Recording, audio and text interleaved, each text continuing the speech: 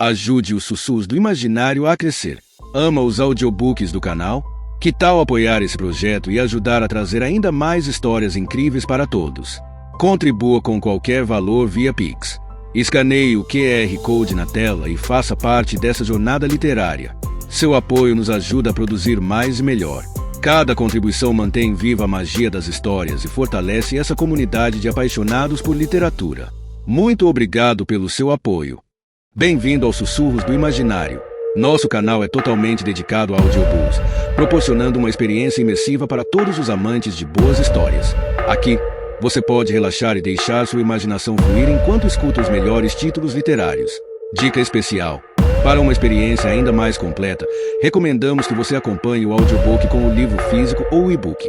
Dessa forma, você poderá desfrutar tanto da narrativa quanto do texto original, unindo os dois mundos. Pedimos desculpas especialmente aos deficientes visuais por quaisquer falhas que possam ocorrer nos audiobooks, como trechos em outras línguas, pequenos erros de narração ou tradução. Isso acontece porque utilizamos narração sintética para manter a produção dos áudios. Queremos ouvir você. Sugira nos comentários livros que gostaria de ver aqui no canal. Não se esqueça de curtir, comentar e se inscrever para ficar por dentro de todas as novidades. Obrigado por estar conosco e bons sussurros.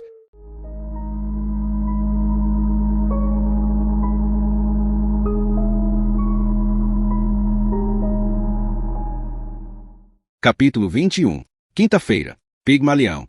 O Maitre mediu o homem à sua frente de cima a baixo. 30 anos no trabalho deram-lhe certo faro para encrencas, e aquele homem fedia de longe, embora certas encrencas pudessem ser bem-vindas. De fato, os frequentadores do café do teatro até contavam com um bom escândalo vez ou outra, mas devia ser o tipo certo de encrenca. Como quando aspirantes a artista cantavam na galeria do café vienense que eles eram um novo vinho, ou um embriagado ex-primeiro amante do Teatro Nacional proclamava, em voz alta, que a única coisa positiva que podia dizer sobre o socialite da mesa ao lado era que ele era homossexual, e por isso era pouco provável que se reproduzisse. Mas a pessoa que agora estava à frente do Maitre não parecia querer dizer alguma espiritualidade abominável. Parecia do tipo de encrenca chata. Conta não paga, bebedeira constante e briga. Os sinais externos, calça jeans preta, nariz vermelho, cabeça raspada, fizeram no primeiro pensar que era um dos trabalhadores bebuns que pertenciam ao porão do Barnes. Mas quando perguntou por Willy Barley, entendeu que devia ser um dos ratos de esgoto do bar dos jornalistas, que ficava no porão do restaurante ao ar livre com o nome certeiro de tampa da privada. Ele não nutria qualquer respeito pelos abutres que desenfreadamente devoraram o que estava o coitado do Barley, depois que sua charmosa mulher sumira de forma tão trágica. O senhor tem certeza de que essa pessoa se encontra aqui? Perguntou o Maitre, e olhou no livro das reservas mesmo sabendo muito bem que Barley, como de costume, chegará às 10 em ponto e se sentar à sua mesa cativa na varanda envidraçada virada para a rua. O que era incomum, e o que deixou Maitre preocupado com o estado mental de Barley, foi quando o produtor jovial, pela primeira vez, pelo que se lembrava o Maitre, errou e veio numa quinta-feira em vez de quarta-feira, seu dia habitual. Esqueça, já estou vendo ele, disse o homem à sua frente.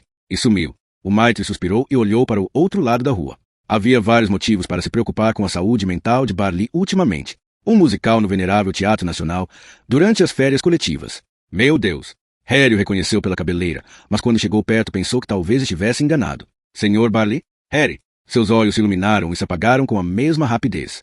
As faces estavam encovadas, a pele saudável e bronzeada de poucos dias antes parecia ter ganhado uma camada de pó branco mórbido. Como se o homem todo houvesse encolhido, até os ombros, antes largos, agora pareciam mais estreitos. Arenque, o senhor Barley apontou para o prato à sua frente. O melhor da cidade.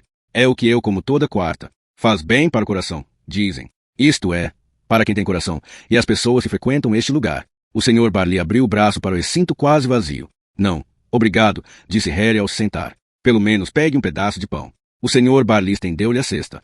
É o único local na Noruega que tem pão de funcho de verdade com sementes inteiras. Perfeito para arenque. Só café, por favor. O senhor Barley sinalizou ao garçom. Como me encontrou aqui? Passei no teatro. Foi? Na verdade, eles foram instruídos a dizer que estou fora da cidade. Os jornalistas. O senhor Barley fez um gesto de estrangular com as mãos. Harry não sabia ao certo se ilustraria a situação do próprio Barley ou se era o que ele desejava para os jornalistas. Eu mostrei o distintivo da polícia e expliquei que era importante, disse Harry. Bom. O olhar do Sr. Barley se fixou em algum lugar na frente de Harry enquanto o garçom entregava uma xícara a Harry e o servia do bule que estava na mesa. O garçom se afastou e Harry pigarreou. O Sr. Barley estremeceu e seu olhar retornou. Se veio com más notícias, quero saber já, Harry. Harry fez que não com a cabeça, ao que o Sr. Barley murmurou algo inaudível. Como está indo o musical? Perguntou Harry. O Sr. Barley abriu um sorriso pálido. Uma jornalista da editoria de cultura do Dagbladet ligou ontem querendo saber a mesma coisa. Falei sobre o desenvolvimento artístico, mas então ela revelou que o que ela queria saber era se toda a publicidade em torno do sumiço misterioso de Lisbeth e o fato de a irmã a substituir não seriam positivos para a venda de ingressos. Ele levantou os olhos para o céu. Bem, disse Harry. Está louco, homem? A voz do Sr. Barley bramiu perigosamente. É verão, as pessoas querem se divertir.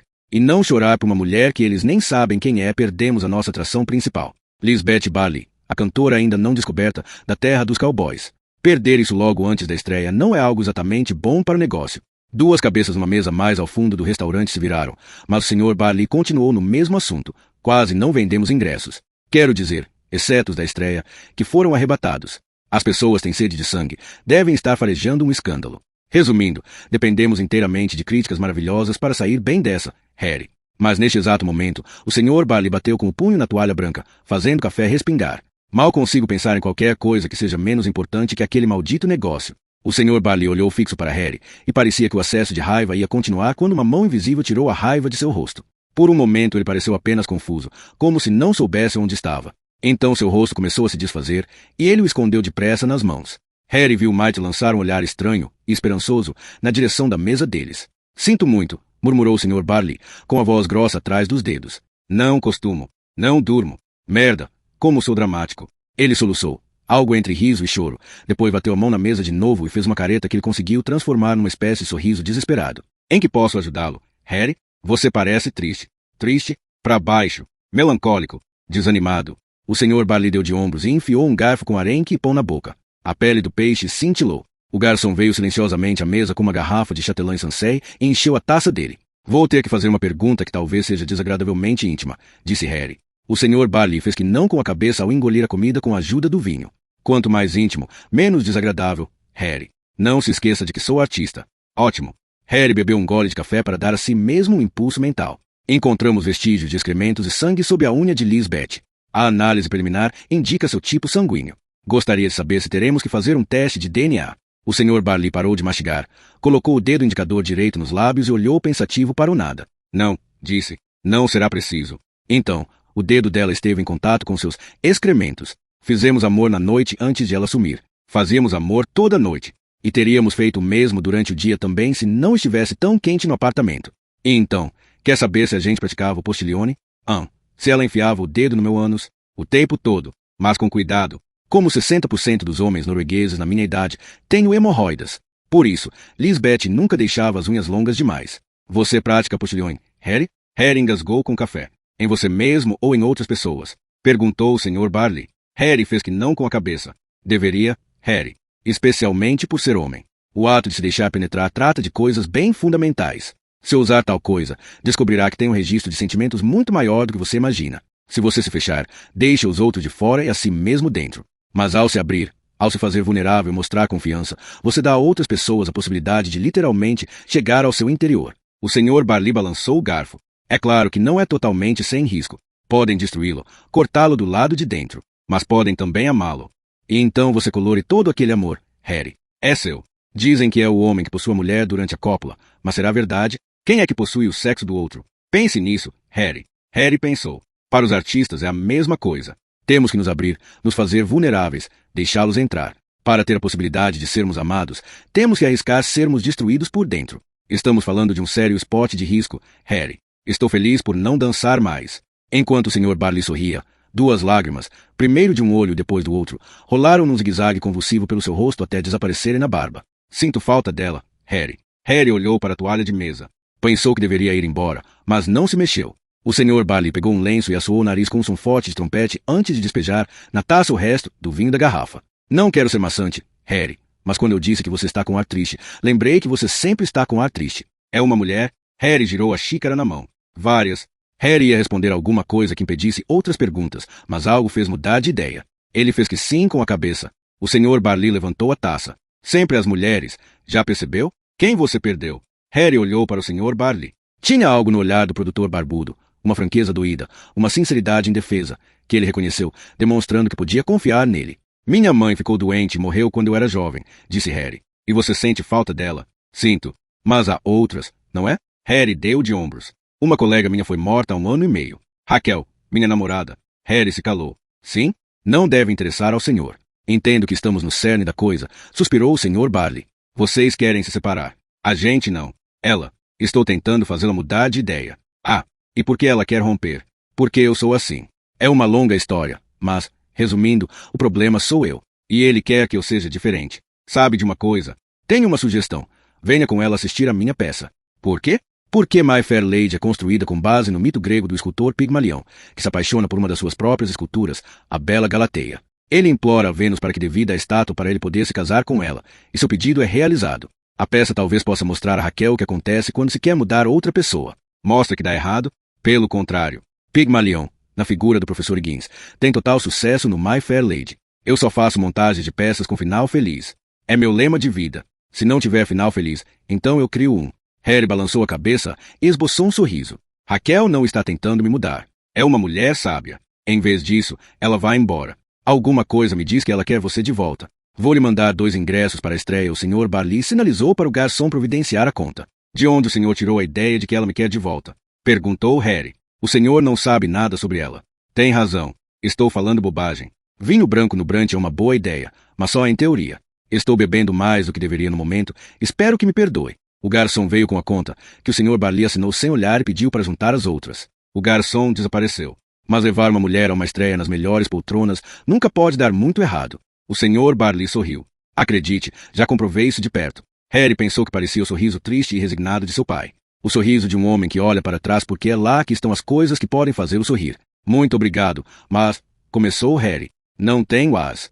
Se não para outra coisa, é uma desculpa para ligar para ela caso vocês não estejam se falando ultimamente. Deixe-me enviar os 2 ingressos, Harry. Acho que Lisbeth teria gostado. E Toya está melhorando. Será um lindo espetáculo. Harry mexeu na toalha. Deixe-me pensar a respeito. Ótimo. Devo voltar para lá antes que eu durma. Aliás, Harry enfiou a mão no bolso do paletó. Encontramos este símbolo perto dos outros 2 locais do crime. Chama-se Estrela do Diabo. Lembra-se de ter visto isso em algum lugar depois que Lisbeth sumiu? O Sr. Barley olhou a foto. Acho que não. Harry estendeu a mão para a foto. Espere um pouco. O Sr. Barley coçou a barba enquanto olhava a foto. Harry esperou. Eu já vi, disse o Sr. Barley. Mas onde? No apartamento? Na escadaria? Na rua em frente? O Sr. Barley fez que não com a cabeça. Nenhum desses lugares.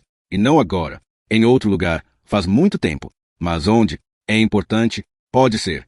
Me ligue caso se lembre. Quando se despediram lá fora, Harry ficou olhando para cima, onde o sol cintilava nos trilhos dos bondes, e no ar vibrante de calor o bonde parecia estar flutuando.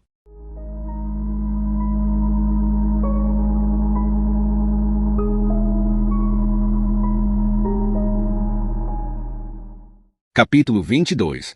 Quinta e sexta-feira. Revelação. Jibin é feito de centeio, cevada e um total de 75% de milho, que é o que dá o bourbon sabor doce e redondo que o distingue do uísque comum. A água do Jibin vem de uma nascente perto da destilaria em Claremont, Kentucky, onde também fazem um fermento especial que algumas pessoas alegam seguir a mesma receita que Jacob Bean usou em 1795. O resultado é armazenado por pelo menos 4 anos antes de ser enviado para o mundo inteiro e ser comprado por Harry Hole, que não dá a mínima para Jibin e sabe que aquela história de água de nascente é um truque de marketing semelhante à água com gás natural de suas fontes naturais que vendem por aí. E a única porcentagem que importa para ele é aquela que está em letras miúdas no rótulo. Harry estava em frente à geladeira com uma faca de mato na mão, olhando fixo para a garrafa com o líquido dourado. Estava nu. O calor no quarto fizera tirar a cueca, que ainda estava úmida e cheirando a água sanitária. Ele estava sóbrio fazia 4 dias agora. O pior já passou, ele disse a si mesmo. Era mentira, o pior nem de longe havia passado. Aune uma vez perguntara por que ele bebia. Harry havia respondido sem pestanejar, porque tenho sede. Harry lastimava por vários motivos viver numa sociedade e numa época em que as desvantagens de beber eram maiores do que as vantagens. Seus motivos para se manter sóbrio nunca foram por princípios, apenas por questões práticas. É extremamente árduo beber muito, e a recompensa é uma vida curta, deplorável e enfadonha, cheia de dores físicas. Para um dipsomaníaco, a vida consiste em estar bêbado e o tempo entre as bebedeiras. Que parte era a vida real era uma questão filosófica a que ele não dedicava muito tempo para estudar, já que a resposta de qualquer maneira não lhe podia dar uma vida melhor. Ou pior, porque tudo que era bom, tudo, tinha de mais cedo ou mais tarde ceder à lei da gravidade dos alcoólatras, a grande sede. Assim ele pensara até conhecer Raquel e Oleg. Isto tinha dado à sobriedade outra dimensão, mas não suspendia a lei da gravidade. E agora ele não estava mais aguentando os pesadelos. Não aguentava mais ouvir os próprios gritos. Ver o choque nos olhos mortos e rijos na cabeça presa no teto do elevador. Ele esticou a mão para o armário. Nada podia ficar sem ser experimentado. Deixou a faca ao lado do Jibin e fechou a porta do armário. e voltou para o quarto. Ele não acendeu a luz, mas um facho de luar entrou por entre as cortinas. O edredom e o colchão pareciam querer se livrar dos lençóis amassados. Deitou-se na cama. A última vez que dormira livre de pesadelos foram os poucos minutos na cama de Camila Lowen. Dessa vez também tinha sonhado com morte, com a diferença de que não tivera medo. Um homem pode se trancar em seu mundo, mas ele precisa dormir. E do sonho ninguém pode se esconder. Harry fechou os olhos. As cortinas se mexeram e a faixa de luz da lua tremeu. Iluminou a parede em cima da cabeceira da cama e as marcas pretas feitas à faca. O entalhe deve ter sido feito com grande força, porque as marcas eram fundas na madeira atrás do papel de parede branco. A incisão contínua formara uma grande estrela de 5 pontas. Ela estava deitada, ouvindo o trânsito em frente à janela e a respiração profunda e regular do homem ao lado. Às vezes achava que podia ouvir gritos vindo do jardim zoológico, mas também podia ser o movimento noturno dos trens do outro lado do rio, que freavam antes de entrar na estação central. Ele dissera que gostava do som dos trens quando eles se mudaram para Troja, ao norte do grande ponto de interrogação que o rio Vltava desenhava ao cruzar Praga. Chovia. Ele passará o dia inteiro fora. Em Brno, dissera. Quando finalmente o ouvirá destrancar a porta, já estava na cama. Ela ouviu arrastar a mala pelo corredor antes de entrar no quarto. Ela fez de conta que dormia, mas ficou furtivamente observando-lhe pendurar as roupas com movimentos calmos, se de vez em quando lançar um olhar para ela pelo espelho ao lado do armário. Depois entrou na cama, e seus dedos estavam frios e a pele estava rija de suor endurecido. Fizeram amor ao som da chuva batendo no telhado. Ele tinha gosto de sal e depois do ato adormeceu feito criança. Normalmente, ela também ficava sonolenta depois de fazer amor, mas dessa vez ficou acordada, sentindo seu suco lentamente escorrer e se infiltrar no lençol. Ela fez de conta que não sabia o que a deixava acordada, mesmo com os pensamentos circundando a mesma coisa sem parar. Quando ela for escovar o paletó do terno dele um dia depois de ele voltar de Oslo, na segunda-feira à noite, havia descoberto um longo cabelo louro na manga. Ele voltaria a Oslo no sábado e era a 4ª vez em 4 semanas. Ele ainda não queria contar o que fazia por lá. O cabelo podia ter vários donos, claro, de um homem ou de um cachorro. Ele começou a roncar. Ela pensou em como haviam se conhecido. O rosto aberto dele e suas confissões francas que ela erroneamente interpretara como sinais de que ele era uma pessoa aberta.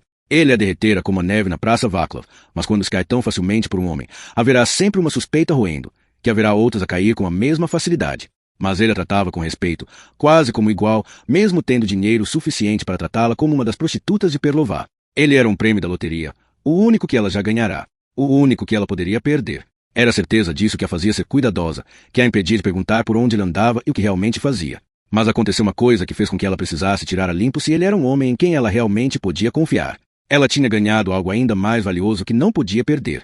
Ainda não tinha contado nada, não tinha certeza antes de ir ao médico, o que fizera 3 dias antes.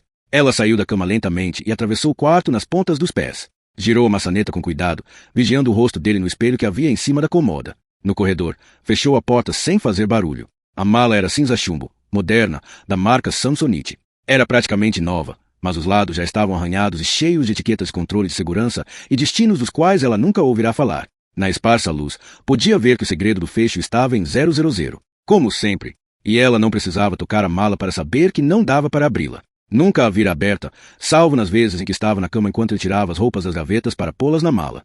Na verdade, fora por acaso que ela vira aquilo na última vez que ele preparara a bagagem, que o segredo estava marcado no lado de dentro da tampa. Por outro lado, não é muito difícil se lembrar de 3 números, especialmente quando é preciso. Esquecer todas as outras coisas e lembrar o número de 3 dígitos de um quarto de hotel quando ligavam para dizer que ela era desejada, como deveria se vestir, eventualmente outros desejos especiais. Ela prestou atenção. O ronco soava como um roçar baixinho atrás da porta. Havia coisas das quais ele nada sabia. Coisas que não precisava saber. Coisas que ela fora forçada a fazer. Mas agora isso pertencia ao passado. Ela pôs as pontas dos dedos nas pequenas rodas dentadas em cima dos números e girou. De agora em diante importava apenas o futuro. Os fechos saltaram com cliques suaves. Ela ficou de cócoras, olhando. Sob a tampa da mala, em cima de uma camisa branca, tinha uma coisa preta e feia de metal. Ela não precisou tocar para ter certeza de que a pistola era de verdade. Já vira algumas na sua vida anterior. Ela engoliu em seco e sentiu o choro brotar. Apertou os olhos com os dedos. Sussurrou o nome da mãe 2 vezes para si mesma. Durou apenas alguns segundos. Depois respirou fundo em silêncio. Ela tinha de sobreviver. Eles tinham de sobreviver. Isso pelo menos explicava porque ele não podia contar tanto sobre o que fazia e como ganhava tão bem como parecia. E a ideia já lhe passará pela cabeça, certo? Ela se decidiu. Havia coisas que ela não sabia. Coisas que não precisava saber. Ela fechou a mala e zerou os números do fecho. Aguçou os ouvidos antes de abrir a porta com cuidado e entrar. Um retângulo de luz do corredor caiu na cama. E se ela tivesse lançado um olhar no espelho antes de fechar a porta, teria visto um olho aberto. Mas estava ocupada demais com os próprios pensamentos. Ou melhor, Com esse único pensamento que ela repetia inúmeras vezes enquanto ouvia o trânsito, os gritos do jardim zoológico e a respiração calma e regular dele, que dali em diante, a única coisa que importava era o futuro. Um grito, uma garrafa que se quebra na calçada, seguido de um riso rouco. Palavrões e passos correndo pela rua Sofia em direção ao estádio de Bislett. Harry olhava no teto, escutando os ruídos da noite que vinham de fora. Ele havia dormido durante 3 horas, sem sonhar. Depois tinha acordado e começado a pensar. Em 3 mulheres, 2 locais de crimes e um homem que oferecerá um bom preço por sua alma. Tentava encontrar um sistema nisso tudo. Decifrar o código. Ver o padrão. Entender o que Stein chamara de dimensão sobre o padrão. A pergunta que vinha antes de como. O porquê. Por que um homem se vestira como motoboy e matara 2 mulheres, provavelmente uma terceira? Por que ele complicava tanto as coisas para si mesmo na hora de escolher o local do crime? Porque não deixava nenhuma mensagem. Toda a experiência com assassinatos em série indicava motivos sexuais. Por que então não havia nenhum sinal de que Camila Lowen ou Barbara Sanders tivessem sido abusadas sexualmente? Harry sentiu a enxaqueca chegar. Afastou o lençol e se virou de lado. Os dígitos no despertador reluziam em vermelho. 2h51. As 2 últimas perguntas eram para ele mesmo. Por que se agarrar à alma se isso significava partir o coração? E por que ele se preocupava com um sistema que o odiava? Pôs os pés no chão e foi para a cozinha. Olhou na porta do armário, em cima da pia. Limpou um copo com a água da torneira e o encheu até a borda. Depois abriu a gaveta onde estavam os talheres, tirou o cilindro preto de filme, tirou a tampa cinza e derramou o conteúdo na palma da mão. Um comprimido faria dormir. 2. Com os 2 copos de Jim Beam, o deixariam alucinado. A partir de 3, os efeitos seriam bem mais difíceis de prever. Harry abriu a boca, jogou 3 comprimidos para dentro e os engoliu com água morna. Foi para a sala, onde colocou um CD de Duke Ellington que comprará depois de ver Gene Hackman no ônibus à noite, no filme A Conversação, acompanhado de algumas notas de piano delicadas que eram a coisa mais solitária que Harry já ouvirá. Sentou-se na poltrona. Para isso eu só conheço o método, dissera Stein. Harry recomeçou do início, com o dia em que passará cambaleando em frente ao Underwater quando ia rumo ao endereço na rua Leval. Sexta-feira, a rua Sunner. Quarta-feira, Carl Berner. Segunda-feira, 3 mulheres. 3 dedos cortados. A mão esquerda. Primeiro o indicador, depois o médio e o anelar. 3 lugares. Nenhuma casa isolada, e sim lugares com vizinhos.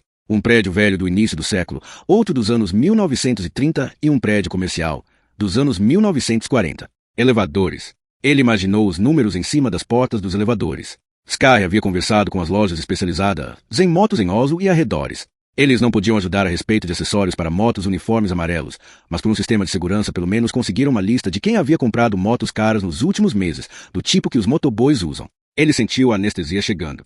A lã grossa na poltrona ardia nas coxas e nádegas nuas. As vítimas.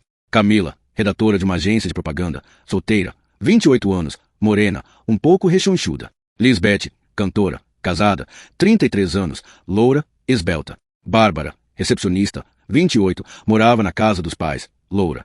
Todas as 3 tinham uma beleza normal. Os horários do crime. Contando que Lisbeth tivesse sido morta de imediato, só em dias úteis. À tarde, logo após o fim do expediente. Duke Ellington tocava rápido, como se sua cabeça estivesse cheia de notas e ele tivesse de espremê-las. Então parou quase por completo. Tocava apenas as teclas cheias, sem acordes. Harry não tinha pesquisado o passado das vítimas, não tinha falado com os parentes e amigos mais próximos, ele tinha apenas dado uma olhada por cima, sem encontrar nada que captasse seu interesse. Porque as respostas não estavam ali. Não estavam em quem as vítimas eram, apenas o que elas representavam. Para esse assassino, as vítimas não eram nada além de exterior, escolhido casualmente, como tudo em volta delas. O negócio era descobrir em que consistia, enxergar o padrão. Então a química bateu para valer. O efeito mais lembrava uma alucinação do que um sonífero. A realidade se transformou em imaginação, sem controle, como se estivesse num barril. Ele velejou rio abaixo. O tempo pulsava, bombeava como um universo em expansão. Quando voltou a si, estava quieto à sua volta, apenas o ruído da agulha da vitrola arranhando o rótulo do disco. Ele entrou no quarto, sentou-se no chão ao pé da cama e fixou o olhar na estrela do diabo. Aos poucos a imagem começou a dançar. Fechou os olhos. O negócio era conseguir ver. Quando clareou lá fora, ele estava além de todos os lugares. Estava sentado, ouvia e via, mas sonhava. E quando o barulho dos jornais entregues na escadaria o acordou, ele levantou a cabeça e fixou o olhar na estrela do diabo, que já não dançava mais. Nada dançava. Ele estava pronto. Tinha visto o padrão. O padrão de um homem entorpecido desesperadamente, caçando sentimentos reais. Um idiota ingênuo que achava que onde alguém que ama, há o amor, que onde há questões, há respostas. O padrão de Harry Hole. Num ataque de cólera, ele deu cabeçadas na estrela da parede. Seu olhar faiscou e ele desabou apático na cama. Seu olhar caiu no despertador. 5h55. Os lençóis estavam úmidos e quentes. Então, como se alguém tivesse desligado o interruptor, ele apagou. Ela encheu a xícara de café dele. Ele grunhiu um dunk e virou uma página do The Observer, que, como de costume, saíra para comprar no hotel na esquina. Além de croissants frescos que Linka, o padeiro local, havia começado a fazer. Linka nunca estivera no exterior, apenas na Eslováquia, o que não era bem o estrangeiro, mas ela assegurou que em Praga já dava para encontrar tudo que havia nas outras capitais da Europa. Ela já tivera vontade de viajar. Antes de ela encontrá-lo, um negociante americano em visita a Praga havia se apaixonado por ela. Ela fora oferecida a ele como presente da conexão de negócios em Praga, uma empresa farmacêutica. Ele era um cara dócil, ingênuo, rechonchudo e queria dar tudo a ela, se ela fosse com ele para sua casa em Los Angeles. Obviamente, ela disse que sim. Mas quando ela contou isso para Thomas, seu cafetão e meio-irmão, ele subiu direto para o quarto do hotel do americano e o ameaçou com uma faca. O americano foi embora no dia seguinte e ela nunca mais o viu. 4 dias depois, abatida, ela estava sentada no Grand Hotel Europa, tomando vinho, quando ele apareceu. Estava sentado numa cadeira nos fundos do recinto e observou como ela se desvencilhava de homens inoportunos. Era o que o fizera cair de amores por ela, ele sempre dizia. Não por ela ter sido tão procurada por outros homens, mas por ela ter sido tão impassível diante do cortejo, tão naturalmente desinteressada, tão completamente casta. Ele disse que alguns homens ainda sabiam apreciar aquilo. Ela deixou que ele pagasse uma taça de vinho, agradeceu e foi para casa sozinha. No dia seguinte, ele tocou a campainha do seu minúsculo apartamento em Strasnice. Ele nunca contou como descobriu onde ela morava, mas a vida mudou de cinza para cor-de-rosa num piscar de olhos. Ela foi muito feliz. Era feliz. Ela ouviu o roçar do jornal quando ele virou a página. Ela devia saber. Se não fosse pela pistola na mala, nem teria pensado 2 vezes. Mas ela já decidirá esquecer aquilo. Esquecer todas as outras coisas que não fossem o mais importante. Eles estavam felizes. Ela o amava. Ela estava sentada na cadeira, ainda de avental. Sabia que ele gostava que ela usasse avental. Afinal, ela sabia uma ou outra coisa sobre os homens. A arte consistia em não demonstrar que sabia. Ela olhou para o próprio colo e começou a sorrir. Não conseguiu impedir. Tenho algo para contar, disse ela. É. A página do jornal batia como uma vela ao vento. Promete não ficar zangado? Disse, e sentiu como seu sorriso crescia. Não posso prometer isso, respondeu ele, sem levantar o olhar. Seu sorriso endureceu. O que? Imagino que você vai contar que bisbilhotou minha mala quando levantou à noite. Ela percebeu pela primeira vez que seu sotaque estava diferente. O canto da voz havia quase sumido. Ele deixou o jornal de lado e olhou para ela. Graças a Deus, nunca precisará mentir para ele. Sabia que nunca conseguiria. A prova veio agora. Ela negou com a cabeça, mas percebeu que seu rosto estava fora de controle. Ele ergueu uma sobrancelha. Ela engoliu em seco. O mostrador de segundos, aquele relógio de cozinha grande que ela comprará na IKEA com o dinheiro dele, fez um tique surdo. Ele sorriu. E lá encontrou uma pilha de cartas das minhas amantes, não foi? Ela piscou, confusa. Ele se inclinou para a frente. Estou brincando, Eva. Há algo de errado? Ela confirmou com a cabeça. Estou grávida. Sussurrou rapidamente, como se de repente tivesse pressa. Nós vamos ter um filho. Ele ficou petrificado e olhou para frente enquanto ela contava sobre sua suspeita, a visita ao médico e então, finalmente, a certeza. Quando terminou, ele se levantou e foi à cozinha. Quando voltou, lhe deu uma caixinha preta. Visitar a minha mãe, disse ele. O quê? Você está querendo saber o que vou fazer em Oslo. Vou visitar minha mãe. Você tem uma mãe, foi seu primeiro pensamento. Teria de fato uma mãe? Mas ela emendou. Em Oslo? Ele sorriu e virou a cabeça para a caixinha. Não vai abrir, meu amor? É para você.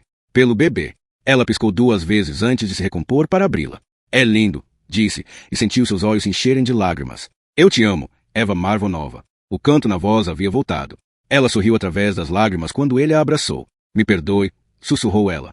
Me perdoe. Que você me ama é tudo que preciso saber. O resto não importa. Não precisa me contar da sua mãe. Ou da pistola. Ela sentiu seu corpo endurecer nos braços dele. Ela colocou a boca no ouvido dele. Eu vi a pistola, sussurrou. Mas não preciso saber de nada. Nada mesmo, entendeu? Com cuidado, ele se desvencilhou dela. Sim, disse ele. Sinto muito, Eva, mas não tem como contornar. Não agora. O que quer dizer? Você precisa saber quem eu sou. Mas eu sei quem você é, meu amor. Você não sabe o que faço. Não sei se quero saber. Precisa. Ele tirou a caixinha das mãos dela, retirou o colar e segurou no ar. É isso que eu faço.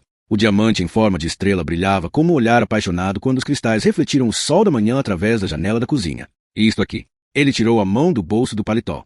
Retirou a mesma pistola que ela havia visto na mala, mas estava encoberta por uma peça preta presa ao cano. Eva Marvanova não sabia muito sobre armas, mas sabia o que era aquilo. Um silenciador. Harry acordou com o telefone tocando. Sentiu como se alguém tivesse colocado uma toalha em sua boca. Tentou umedecer a boca com a língua, mas apenas raspava como um pedaço de pão velho no céu da boca. O relógio na cabeceira mostrava 10h17. Meia lembrança, metade de uma imagem apareceu. Ele foi até a sala. O telefone tocou pela 7ª vez. Ele tirou do gancho. É Harry. Fale. Eu só queria pedir desculpas. Era a voz que ele sempre esperava ouvir quando tirava o fone do gancho. Raquel? É o seu trabalho, disse ela. Não tenho o direito de ficar zangada. Desculpe. Harry se sentou na cadeira. Alguma coisa tentava abrir caminho através da selva de sonhos meio esquecidos. Você tem o direito de ficar zangada, retrucou ele. Você é policial. Alguém tem que cuidar de nós.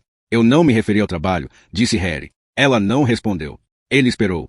Estou sentindo sua falta, disse ela de repente, sufocando o choro. Está sentindo falta daquele que você gostaria que eu fosse, respondeu ele. Mas eu estou sentindo falta. Tchau, disse ela. Como uma música que acaba na introdução. Harry ficou sentado olhando o telefone, animado e desanimado. Um resto do sonho da noite fez uma última tentativa de subir à superfície, batendo contra o fundo de um gelo que o dia congelava e engrossava mais a cada segundo. Ele varreu a mesa da sala à procura de cigarro, se achou uma guimba no cinzeiro. A língua ainda estava meio anestesiada. Raquel devia ter interpretado, pela dicção tropega de Harry, que ele andara bebendo de novo, o que de certa forma não estava tão longe da verdade, exceto que ele não estava mais a fim de tomar mais do mesmo veneno. Ele foi para o quarto, olhou para o relógio na cabeceira. Estava na hora de se mandar para o trabalho. Algo. Ele fechou os olhos. O eco de Duke Ellington ainda lhe soava nos ouvidos. Não era aí. Ele tinha de ir mais fundo. Continuou ouvindo. Ouviu um grito doido do bonde, passo de gato no telhado e um sopro agourento na bétula explodindo de verde no fundo do quintal. Mais a fundo.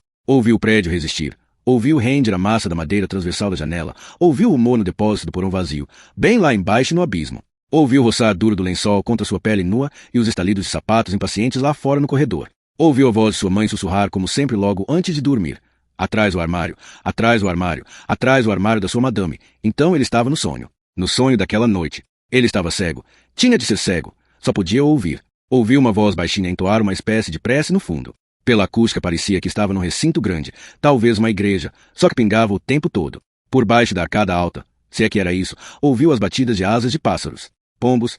Parecia que um padre ou um pregador estava liderando a sessão, mas a liturgia era esquisita. Quase como russo ou glossolalia. A congregação entoava um salmo, com harmonia estranha e linhas curtas e entrecortadas. Nenhuma palavra conhecida, como Jesus ou Maria. De repente a congregação parou de cantar e uma orquestra começou a tocar. Ele reconheceu a melodia. Da TV. Espere um pouco. Ele ouviu o som de algo rolando. Uma bola rolando. Parou. 5, disse uma voz feminina. O número é 5. Foi quando ele viu o código.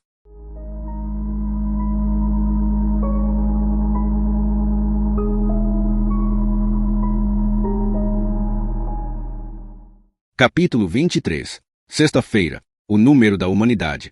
As revelações de Harry costumavam ser pequenos pingos gelados que o acertavam na cabeça. Nada mais. Mas acontecia, às vezes, que ele, ao olhar para cima e procurar saber de onde pingava, encontrasse a relação de causa e efeito. Essa revelação foi diferente. Foi um presente, um roubo, um favor desmerecido dos anjos, música do jeito que devia vir para pessoas como Duke Ellington, prontinha, recortada diretamente de um sonho. Faltava apenas sentar ao piano e tocar. E era o que Harry agora estava em vias de fazer. Ele havia chamado o público do concerto à sua sala às 13 horas. Bastante tempo para que ele resolvesse as coisas mais essenciais, o último pedaço do código. Para isso precisava da estrela líder. E um mapa das estrelas. No caminho para o trabalho, passou numa livraria e comprou uma régua, um goniômetro, um compasso, caneta nanquim com a ponta mais fina que havia e um par de folhas metálicas. Começou assim que entrou no escritório. Procurou o grande mapa de Oslo que tinha arrancado da parede, remendou o rasgo, esticou as dobras e recolocou na parede maior. Depois desenhou um círculo na folha, dividiu em 5 setores de exatamente 72 graus cada e passou a caneta pela régua em todos os pontos vazios na extremidade do círculo, formando uma linha contínua. Quando terminou, levantou a folha contra a luz. A estrela do diabo. O projetor da sala de reuniões de homicídios não estava lá, por isso Harry entrou na da divisão de roubos e furtos, onde o inspetor-chefe Varson estava fazendo sua apresentação de sempre, batizado pelos colegas como Fiquei Tão Esperto, para um bando de substitutos de férias obrigados a comparecer. Prioritário, disse Harry, arrancando a tomada e empurrando o projetor para fora na mesa de rodas, embaixo do nariz de um Varson espantado. De volta à sua sala, colocou a folha no projetor, direcionou a luz quadrada para o mapa e apagou a lâmpada do teto. Escutou a própria respiração da sala escura sem janelas enquanto girava a folha. Mudava o projetor mais para perto e mais para longe, focando na sombra da estrela, até tudo se encaixar. Porque tudo se encaixou. Ele olhou para o mapa, fez um círculo em volta de 2 números de rua e fez algumas ligações. Estava pronto. Às 13h05, Barney Miller, Tom Valer, Beate Ellen e Aune estavam sentados em cadeiras emprestadas, amontoados na sala de Harry e Alvorsen. Harry estava sentado no canto da mesa. É um código, disse Harry. Um código bem simples. Um denominador comum que deveríamos ter visto faz tempo. Recebemos o texto numa linguagem clara como a luz do dia. Um dígito. Eles o olharam. 5, disse Harry. 5? O número é 5. Harry olhou para os 4 rostos incredores. Então aconteceu que de vez em quando, e com mais frequência, acontecia com ele depois de longos períodos sem beber. Sem aviso prévio, o chão desapareceu. Ele tinha a sensação de estar caindo e de que a realidade virava do avesso. Não eram 4 colegas sentados à sua frente num escritório. Não era um caso de assassinato. Não era uma tarde quente de verão em Oslo. Nunca havia existido alguém chamado Raquel e Oleg. Voltou depois a sentir o chão sob seus pés. Mas sabia que o breve surto de pânico podia ser seguido de outros. Ainda estava pendurado, segurando-se apenas com as pontas dos dedos. Harry levantou a xícara de café e bebeu devagar enquanto se recompunha. Decidiu que quando ouvisse a xícara ser posta na mesa estaria de volta, ali, naquela realidade. Abaixou a xícara, que aterrissou na mesa com um pouso macio. Primeira pergunta, disse Harry. O assassino já marcou todas as vítimas com diamantes. Quantos cantos tinham? 5, respondeu Mler. Segunda pergunta, ele também cortou um dedo da mão esquerda de cada vítima. Quantos dedos em cada mão? Terceira pergunta. Os assassinatos e o desaparecimento ocorreram em 3 semanas consecutivas, respectivamente na sexta, quarta e segunda. Quantos dias entre eles? Fez-se silêncio. 5, disse Valer. E o horário? Aune pigarreou. Por volta das 17 horas. Quinta e última pergunta. As vítimas foram capturadas em endereços aparentemente casuais, mas os locais dos crimes têm uma coisa em comum. Beate? Ela fez careta. 5. Todos encararam Harry com um olhar vazio. Ah, droga! Exclamou Beate, que parou de repente e enrubesceu. Desculpe, quero dizer, 5º andar. Todas as vítimas moravam no 5º andar. Exato. Parecia um alvorecer sob os rostos quando Harry foi até a porta. 5. Mler cuspiu a palavra como se tivesse gosto ruim. Ficou escuro feito breu quando Harry desligou a luz. Só ouviram, pela sua voz, que ele estava se movendo. 5 é um número conhecido de muitos rituais. De magia negra, bruxaria e de cultos diabólicos, mas também da cristandade. 5 é o número de feridas que Jesus crucificado tinha. E há os 5 pilares e as 5 horas das preces no Islã. Em muitos escritos é referência ao número do homem, já que temos 5 sentidos e passamos por 5 fases de vida. Ouviu-se um clique e de repente se materializou na frente deles um rosto brilhoso, pálido, com as cavidades oculares fundas e escuras, e uma estrela na testa. Um assobio baixinho varreu a sala. Desculpe. Harry girou a lâmpada do projetor, movendo o quadro de luz de seu rosto para a parede branca. Como podem ver, isto é um pentagrama, ou uma estrela do diabo, igual àquelas que encontramos perto de Camila Lowen e Bárbara Svensen, com base no que se chama proporção dourada. Lembra como se calcula isso, Aune? Não faço a mínima ideia, bufou o psicólogo. Detesto as ciências exatas. Bem, disse Harry. Com um goniômetro foi fácil. Para nosso uso é suficiente. Nosso uso? Perguntou Mler. Até agora, só mostrei uma coincidência de números que pode ser casual. Isso é a prova de que não há nada casual. Com cuidado, Harry girou a lâmpada do projetor, dirigindo o quadro de luz e a estrela para o mapa. Ele podia ouvir todos prenderem a respiração, mesmo antes de terminar de colocar a imagem em foco. Os 3 locais do crime estão inscritos num círculo cujo centro é o centro de Oslo, disse Harry. E tem exatamente 72 graus entre um e outro. Como podem ver, esses 3 locais estão nas 5 pontas da estrela, sussurrou Beate. Meu Deus! Exclamou Mler, desconcertado. Quer dizer que ele nos deu a estrela mestra, disse Harry. Um código que nos informa sobre 5 assassinatos, 3 já executados, faltando 2, que de acordo com a estrela, devem ocorrer aqui e aqui. Harry apontou para os 2 círculos traçados no mapa em volta de 2 das pontas da estrela. E sabemos quando, disse Valer. Harry fez um sim com a cabeça. Meu Deus, repetiu Mler. 5 dias entre cada assassinato. Então, no sábado, lembrou Beate. Amanhã, completou Aune. Meu Deus, disse Mler, pela 3ª vez. A súplica parecia sincera. Harry continuou falando, interrompido pelas vozes empolgadas dos outros, enquanto o sol de verão desenhava uma parábola no alto do céu pálido sobre as velas brancas dos barcos que faziam tentativas tíbias preguiçosas de voltar para casa. Uma sacola de supermercado voava no ar quente sobre as ruas vazias que se entrecruzavam feito um ninho de cobras. Em frente a um galpão à beira-mar no terreno da futura ópera, um rapaz batalhou para achar uma veia por baixo de uma ferida já infeccionada e olhou em torno como um leopardo faminto em cima da presa, sabendo que tem de ser rápido antes que cheguem as hienas. Espere um pouco, disse Valer. Como o assassino podia saber que Lisbeth Barley morava no 5º andar se ele estava esperando na rua em frente ao prédio? Ele não estava na rua, explicou Beate. Estava na escada. Verificamos o que Barley disse sobre o portão que não fechava direito. Conferiu. Ele ficou vigiando o elevador para ver se vinha alguém do 5º andar e se esconderia na escada se ouvisse alguém chegar. Muito bom. Beate, disse Harry. E então, ele a seguiu até a rua e, aliás, não, seria arriscar demais. Ele a deteve quando ela saiu do elevador. Com clorofórmio. Não, disse Valer, resoluto. Arriscado demais. Neste caso, teria que carregá-la para o carro estacionado bem na frente. Se alguém os visse, com certeza teriam prestado atenção ao carro e talvez ao número da placa. Nada de clorofórmio, disse Mulher. E o carro não estava tão perto assim. Ele a ameaçou com um revólver e a fez andar na sua frente, enquanto ela seguia com a arma escondida no bolso. De qualquer maneira, as vítimas foram escolhidas a esmo, disse Harry. As chaves são os locais do crime. Se Willie Barley tivesse pegado o elevador do 5º andar em vez da mulher, teria sido ele a vítima. Se é como dizem, talvez explique porque as mulheres não foram abusadas sexualmente, disse Aune. Se o homicida, o assassino não escolheu as vítimas, significa que é por acaso que sejam todas mulheres jovens. Nesse caso, as vítimas não são objetos sexuais especiais, é a ação em si que os satisfaz. Mas e o banheiro feminino? Perguntou Beate. Ele não o escolheu por acaso. Não seria mais natural para um homem entrar no banheiro masculino se o sexo da vítima fosse totalmente indiferente para ele? Ele não se arriscou a chamar atenção se alguém o visse entrar ou sair. Talvez, disse Harry. Mas se ele se preparou com tanto esmero como parece, saberia que um escritório de advogados tem muito mais homens do que mulheres. Não é? Beate piscou com força com os 2 olhos. Bem pensado, disse Vai a ler. No banheiro feminino, o risco de ele ou a vítima serem perturbados durante o ritual seria bem menor, claro. Eram 14h08 e foi Mulher quem finalmente os interrompeu. Ok, pessoal, chega de falar sobre os mortos. Vamos nos concentrar em quem ainda está vivo. O sol havia alcançado o outro lado da parábola e as sombras estavam começando a aparecer no pátio deserto de uma escola no bairro de Tea, onde só se ouviam as batidas monótonas de uma bola de futebol sendo chutada contra a parede. Na sala hermeticamente fechada de Harry, o ar já era uma confusão de fluidos condensados de pessoas. A ponta da estrela à direita daquela que terminava na praça Calberner mirava para um terreno ao lado da Rua Enns, no bairro de Campen. Harry explicou que o prédio que coincidia com a ponta fora construído em 1912 para ser asilo de tuberculosos e mais tarde transformado num alojamento para estudantes. Primeiro para alunos de economia doméstica, depois para o de enfermagem e por fim para estudantes em geral. A última ponta mirava para traços pretos paralelos. Os trilhos do trem de Oslo? Perguntou Mulher. Mas não mora ninguém lá. Pense um pouco, disse Harry e apontou para um pequeno quadrado desenhado no mapa. Mas deve ser um galpão. Parece. Não, o mapa está certo, disse Valer. De fato há uma casa lá. Nunca repararam ao chegar com o trem? A casa esquisita, totalmente isolada. Jardim e tudo mais. Quer dizer a Vila Vale, disse Aune. A casa do chefe da estação ferroviária.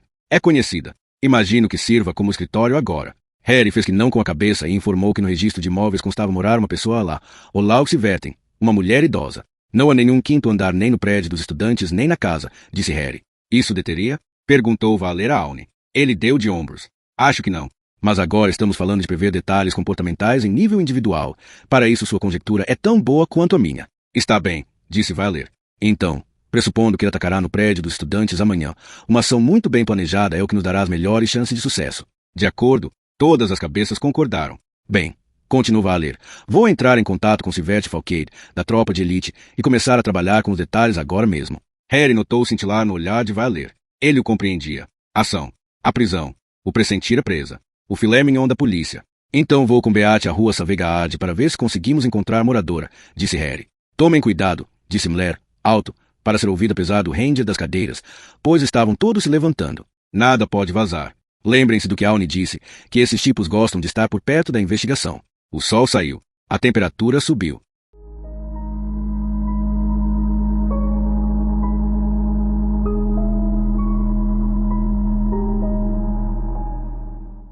Capítulo 24. Sexta-feira. Otto Tangen. Otto Tangen tombou para o lado. Estava molhado de suor depois de mais uma noite tropical, mas não foi por isso que acordou. Ele se esticou em direção ao telefone e a cama quebrada rangeu ameaçadoramente. Os pés da cama haviam quebrado uma noite havia mais de um ano, quando ele estava transando enviesado com Alrita, da padaria. Alrita era apenas um fiapo de menina, mas, naquela primavera, Otto tinha passado da marca de 110 quilos. Estava um breu no quarto quando eles, após a queda estrondosa, descobriram que as camas são construídas com estrado no comprimento e não na diagonal. Alrita estava por baixo e Otto teve de levá-la ao pronto-socorro com a clavícula quebrada. Ela ficou furiosa e no delírio ameaçou contar a Nils, o homem com quem estava morando e o melhor, não, o único amigo de Otto. Nessa altura, Nils pesava 115 quilos e era conhecido por seu temperamento. Otto riu tanto que teve um ataque de falta de ar, e desde então Alrita mostrava um olhar bravo todas as vezes em que ele entrava na padaria. O que deixava triste, porque, afinal, aquela noite era uma lembrança cara a Otto. Tinha sido a última vez que fizera sexo. Ao de Harry, ele bufou no fone.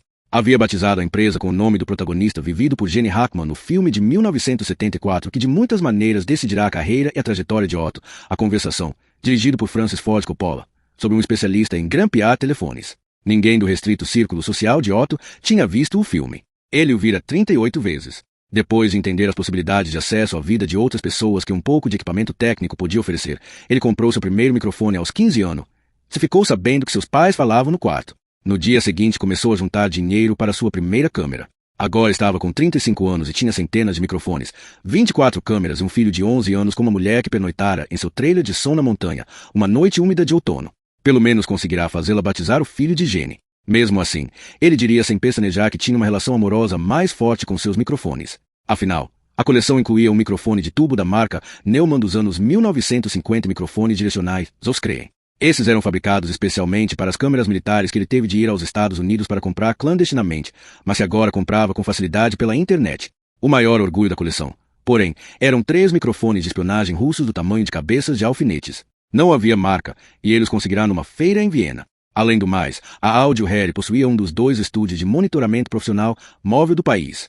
Isso fazia com que ele, em intervalos regulares, fosse contatado pela Polícia Civil, pela Polícia Secreta, embora mais raramente, pelo Serviço de Inteligência da Defesa. Bem que ele gostaria que isso acontecesse com mais frequência, pois já estava cheio de instalar câmeras de monitoramento em lojas como 7-Eleven e Vídeo Nova e de treinar funcionários que não tinham o menor interesse pelo exercício mais refinado de monitorar pessoas que nem desconfiam que estão sendo monitoradas.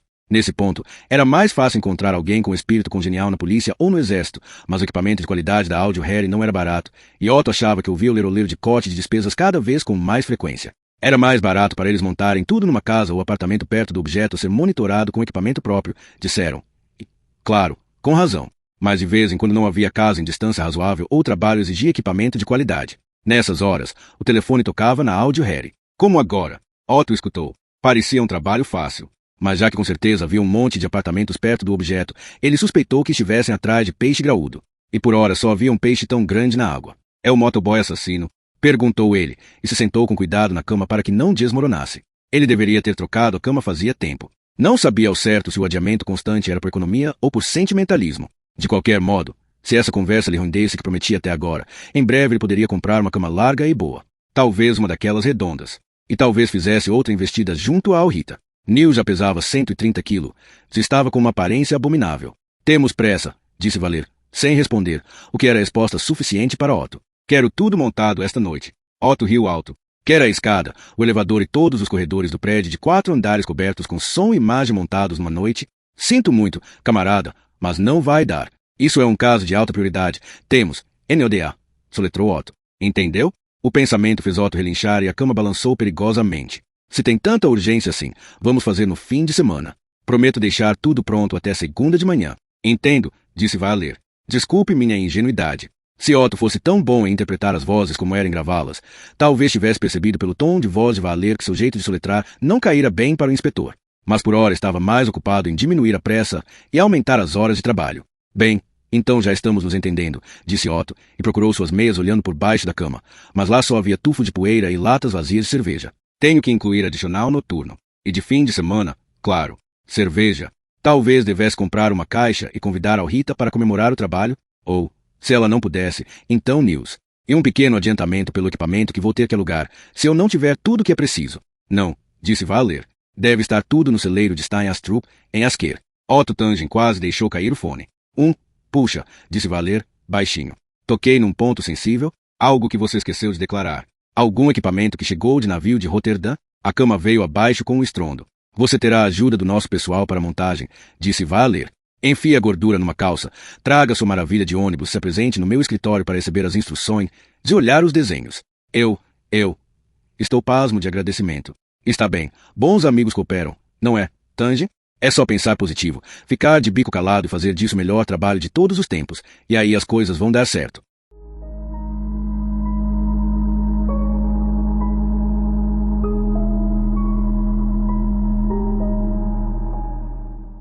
Capítulo 25. Sexta-feira. Falando em línguas. A senhora mora aqui? Perguntou Harry, surpreso. Surpreso porque a semelhança era tão marcante que ele levou um susto quando abriu a porta e viu o rosto branco e velho. Eram os olhos. Tinham a mesma calma, o mesmo calor. Acima de tudo, os olhos. Mas também a voz, ao confirmar que era o Laux Verten. Polícia, disse ele, e mostrou o distintivo. Ah, sim? Espero que não haja nada de errado. Uma expressão preocupada surgiu na grade de linhas finas de rugas. Harry se perguntou se ela não estaria preocupada com outra pessoa. Talvez ele pensasse assim porque ela era tão parecida, porque a preocupação da outra também sempre fora com outras pessoas. Não, disse automaticamente, e enfatizou a mentira balançando a cabeça energicamente. Podemos entrar? Ela abriu a porta e deixou Harry e Beate entrarem. Harry fechou os olhos. Cheirava sabão e roupas velhas. Claro, quando abriu os olhos, ela olhou com um meio sorriso inquiridor. Harry devolveu o sorriso. Ela não podia saber que ele tivera a expectativa de um abraço, um afago na cabeça e uma voz sussurrando que seu avô estava esperando por ele por SS na sala com alguma surpresa gostosa. Ela os guiou para uma sala, onde não havia ninguém. A sala, ou as salas, havia 3, uma atrás da outra. Tinha estuque de rosas e lustre de vidro, além de requintados móveis antigos. A mobília e os tapetes estavam gastos, mas tudo estava impecavelmente limpo e arrumado, o que só é possível em uma casa onde mora apenas uma pessoa. Harry se perguntou por que ele tinha indagado se era ela que morava ali. Tinha algo a ver com a maneira como ela abrirá a porta, o jeito como os deixará entrar? De qualquer modo, ele esperava ver um homem, um dono da casa, mas parecia que o registro de imóveis estava certo. Ela morava só. Sentem-se, disse ela. Café? Parecia mais uma súplica que uma oferta. Harry pigarreou, constrangido, sem saber se deveria começar a contar logo de uma vez porque estavam ali. Seria ótimo, disse Beate, e sorriu. A velha devolveu o sorriso e arrastou os pés até a cozinha. Harry olhou agradecido para Beate. Ela me lembra, começou ele. Eu sei, interrompeu Beate. Eu vi na sua cara. Minha avó também era um pouco assim. Resmungou Harry, e deu uma olhada pela sala. Havia poucas fotos de família. Só rostos sérios em 2 fotos em preto e branco desbotadas que deviam ser de antes da guerra, além de 4 fotos de um menino em várias idades. Na foto dele jovem tinha espinhas, corte de cabelo do início dos anos 1960, os mesmos olhos de ursinho que havia pouco encontraram na entrada e um sorriso que era exatamente isto, um sorriso, e não apenas a careta torturante que Harry na mesma idade conseguia mostrar frente a uma máquina fotográfica. A velha voltou com uma bandeja, sentou-se, serviu café e passou uma tigela com biscoitos Maryland. Harry esperou Beate terminar de cumprimentá-la pelo café. Já leu nos jornais sobre a morte das 3 jovens em Oslo durante as últimas semanas. Senhora se vertem? Ela fez que não com a cabeça. Claro. Estou sabendo do que aconteceu. Estava na primeira página do jornal. Mas eu nunca leio sobre essas coisas. As rugas em torno dos olhos apontavam para baixo quando ela sorriu. E receio ser apenas uma velha senhorita, não senhora. Perdão, pensei. Harry olhou para as fotos. Sim, disse. É meu filho. Silêncio. O vento trouxe latidos de cachorros distantes e uma voz eletrônica comunicando que o trem para Alden estava prestes a partir da plataforma 17. As cortinas em frente às portas abertas para o balcão se mexeram apenas de leve. Bem, Harry levantou a xícara, mas se lembrou do que estava falando e voltou a pô-la na mesa. Temos motivos para crer que a pessoa que matou aquelas garotas seja um serial killer e que um dos seus próximos alvos seja biscoitos deliciosos. Senhora se vertem, interrompeu Beate de repente, com a boca cheia. Harry a olhou, surpreso. Das portas do balcão, vinha barulho de trem chegando à estação. A velha sorriu, levemente confusa. Ah, são do mercado, disse ela. Deixe-me começar de novo. Senhora se vertem, disse Harry. Primeiro eu gostaria de dizer que não há motivo para preocupação, que temos a situação sob controle. Depois, obrigado, disse Harry ao descerem pela rua Savegaard, passando por barracas e prédios de fábricas baixos, em contraste marcante com a casa e o jardim feito oásis verde em meio ao cascalho preto. Beate sorriu sem enrubescer. Só pensei que a gente deveria evitar uma quebra de fêmur mental. Às vezes podemos circundar o tema. Apresentar as coisas de um jeito um pouco mais suave, sabe? Já me disseram isso. Ele acendeu um cigarro. Nunca fui bom em falar com as pessoas. Sou melhor em escutar. E talvez... Ele se calou. O quê? Perguntou Beate. Talvez eu já esteja insensível. Talvez não me importe mais. Talvez esteja na hora de fazer outra coisa. Tudo bem você dirigir? Ele jogou as chaves por cima do carro. Ela as pegou e olhou para as chaves com uma ruga pensativa na testa. Às 8 horas, os 4 à frente da investigação, além de Aune, encontrarão-se novamente na sala de reuniões. Harry relatou o encontro na Vila Vale e contou que o Lawrence Verten receberá a notícia de forma comedida. Claro que se assustou, mas longe de entrar em pânico a pensar que talvez estivesse na lista de um serial killer. Beate sugeriu que ela fosse morar com o filho por uns tempos, disse Harry. Acho que é uma boa sugestão. Valer fez que não com a cabeça. Não? Perguntou Harry, surpreso. O assassino pode manter os locais dos crimes futuros sob vigilância. Caso aconteçam coisas fora de costume, nós talvez o afugentemos. Quer dizer que devemos usar uma senhora idosa e inocente como... Beate tentou esconder a raiva, mas o sangue subiu à face. Isca. Valer sustentou o olhar de Beate. E por uma vez ela não desviou o olhar. Por fim, o silêncio ficou tão opressivo que Mulher abriu a boca para dizer algo. Qualquer coisa, um conjunto casual de palavras escolhidas. Mas Valer foi mais rápido. Só quero ter certeza de que pegaremos o cara. Para que todos possam dormir com segurança à noite. E, pelo que sei, a vez da vovozinha é só na semana que vem. Mulher riu alto e forçadamente. E ainda mais alto quando percebeu que não servirá para apagar o mal-estar. De qualquer maneira, explicou Harry, ela vai continuar lá. O filho mora longe demais, em algum lugar no exterior. Bem, disse Valer. Quanto ao prédio dos estudantes, agora nas férias está naturalmente meio vazio, mas todos os moradores com quem falamos têm ordens para ficar em casa amanhã, embora sem mais informações. Dissemos que se trata de um assaltante que queremos pegar em flagrante. Vamos instalar todo o equipamento de monitoramento esta noite, com a esperança de que o assassino esteja dormindo. E a tropa de elite? Perguntou Mler. Valer sorriu. Eles mal podem esperar. Harry olhou pela janela. Tentou lembrar como era ruim poder esperar alguma coisa. Asterisco, asterisco, asterisco. Quando Mler encerrou a reunião, Harry registrou que as marcas de suor da camisa de Aune pareciam o mapa da Somália. Os três permaneceram na sala. Mler foi pegar 4 cervejas na geladeira da cozinha. Aune aceitou, animado. Harry fez que não com a cabeça. Mas por quê? Perguntou Mler, ao abrir as garrafas. Porque ele nos dá voluntariamente a chave para decifrar o código que prevê seu próximo passo. Ele está tentando nos dizer como a gente pode pegá-lo, disse Harry, e abriu a janela com um empurrão. A sala se encheu de sons urbanos de uma noite de verão e o desesperado viver dos notívagos, música de um cabriolé cruzando, risos exagerados, saltos altos batendo agitados no asfalto, pessoas se divertindo. Mler lançou um olhar incrédulo a Harry e olhou para Aune como que para obter a confirmação de que Harry estava louco. O psicólogo juntava os dedos na frente da gravata borboleta. Harry pode ter razão, disse. Não é incomum um serial killer desafiar e ajudar a polícia porque ele no fundo quer ser detido. Há um psicólogo chamado Sam Vaknin que alega que os assassinos em série desejam ser detidos e punidos para justificar seu superego sádico. Eu acredito mais na teoria de que eles precisam de ajuda para deter o monstro dentro de si, que o desejo de ser pego se deve a certa compreensão objetiva da doença. Eles sabem que são malucos? Aune confirmou com um movimento de cabeça. Isso, disse Mler e levantou a garrafa, deve ser um inferno terrível. Mler entrou para retornar a ligação de um jornalista que queria saber se a polícia apoiava o apelo do Conselho Tutelar de manter as crianças de Oslo em casa.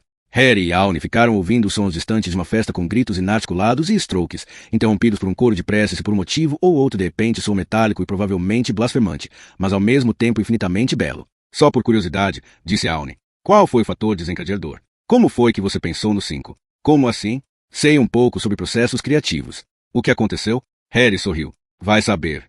De qualquer maneira, a última coisa que vi antes de dormir hoje de manhã foi que o relógio na cabeceira mostrava 3 números 5. 3 mulheres.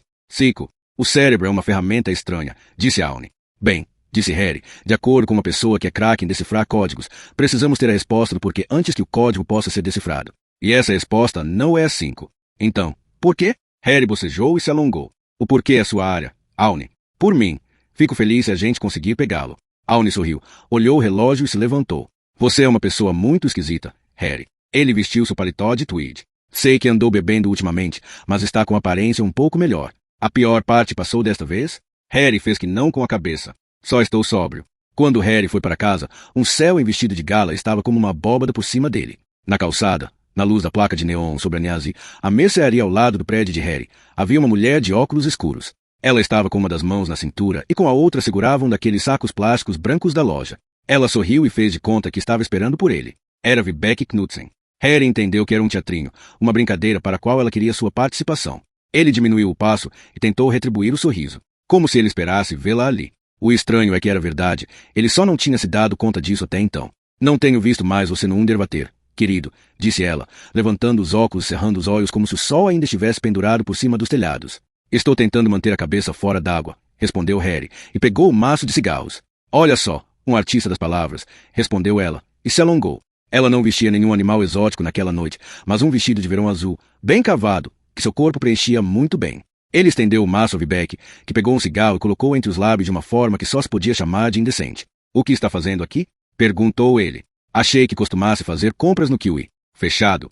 É quase meia-noite, Harry. Tive que vir para sua área para encontrar algum lugar aberto. Ela abriu o sorriso e seus olhos se estreitaram como os de uma gata carente.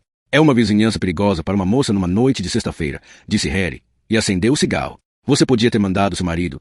Será tão importante comprar algo para misturar no drink, disse ela, e levantou a sacola, para não ficar forte demais. E meu noivo está viajando. Se fosse tão sinistro aqui, você deveria salvar a moça e levá-la para um lugar seguro. Ela apontou com a cabeça na direção do prédio de Harry. Posso fazer um café para você, disse ele.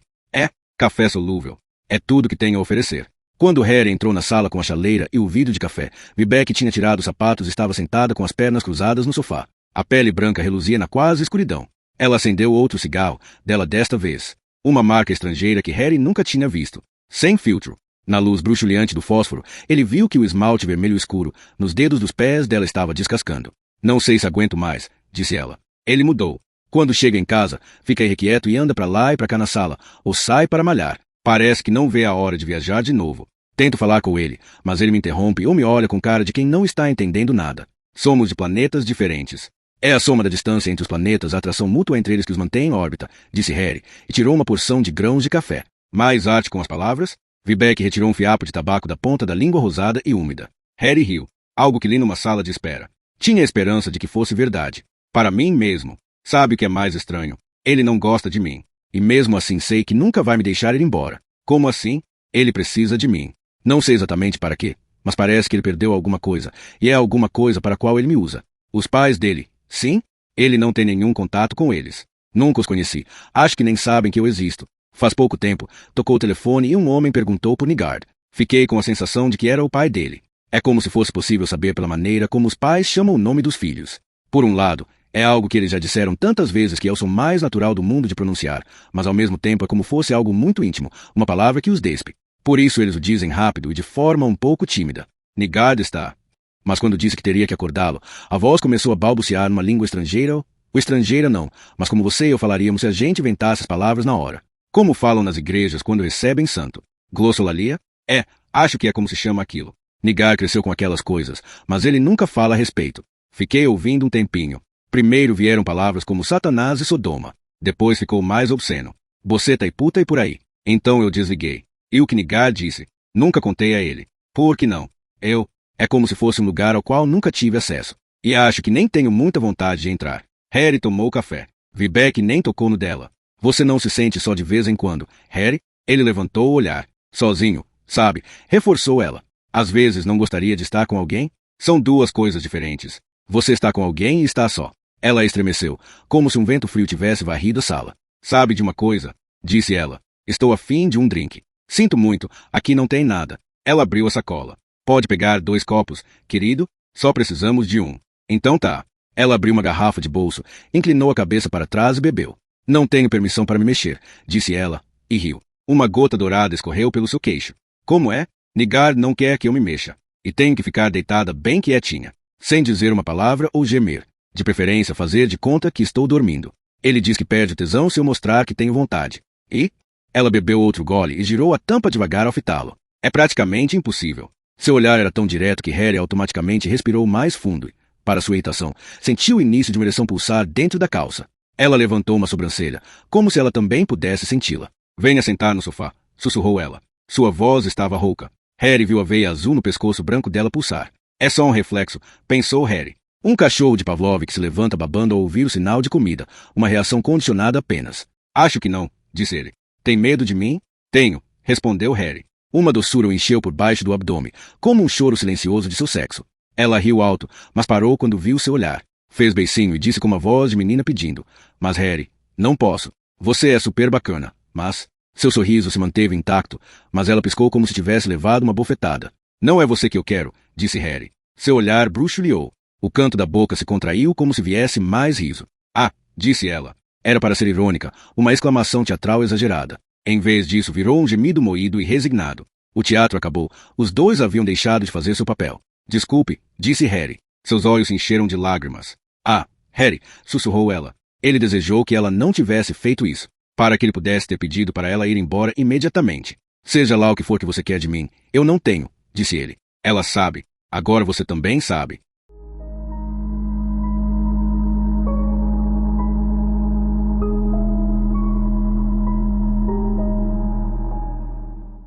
Parte 4. Capítulo 26. Sábado. A alma. O dia.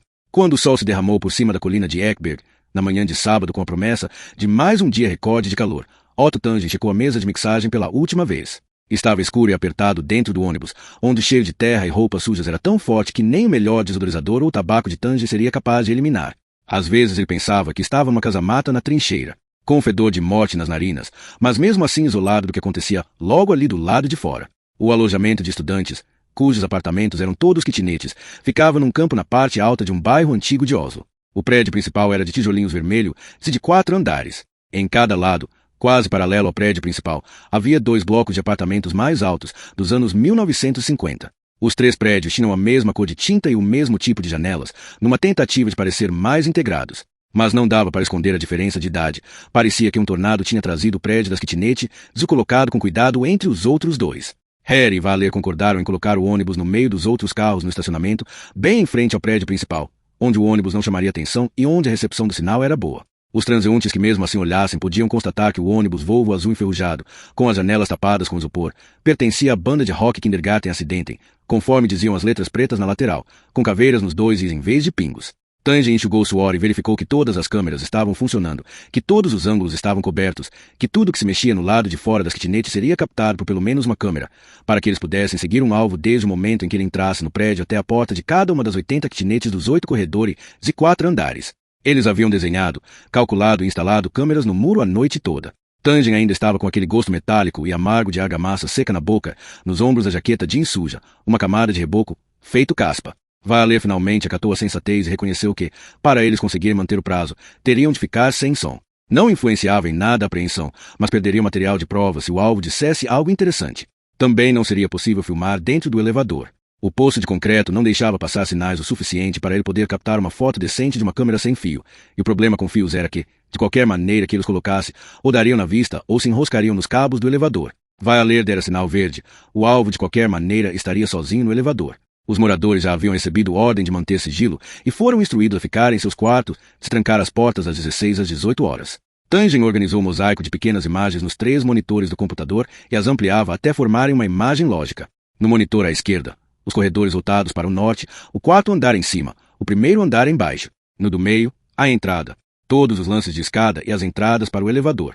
No da direita, os corredores voltados para o sul. Tangen clicou em salvar, pôs as mãos atrás da cabeça e com um grunhido contente se inclinou para trás na cadeira.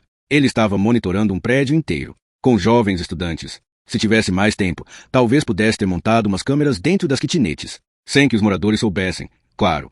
Minúsculas câmeras olho de peixe em lugares onde nunca seriam descobertas, com os microfones russos. Estudantes de enfermagem da Noruega, jovens e tesudas. Ele poderia gravar e vender por intermédio de seus contatos. Maldito Valer, aquele mané. Só Deus para explicar como ele ficará sabendo sobre Astrup e o celeiro em Asker. Uma ideia tipo borboleta passou esvoaçando pela cabeça de Tangen e sumiu. Fazia tempo ele suspeitava de que Astrup pagava alguém para ter uma mão protetora sobre suas operações. Tangen acendeu um cigarro.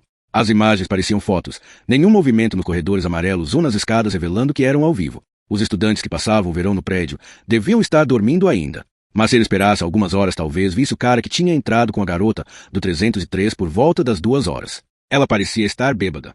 Bêbada e afim. O cara, apenas afim. Tangen pensou em Alrita. Pensou em quando a conhecera numa festa na casa de Nils, que já estava com aquelas patas gordas em cima dela. Ela havia estendido sua mãozinha branca a Tangen balbuciando Alrita, e tinha parecido que estava perguntando o que é birita.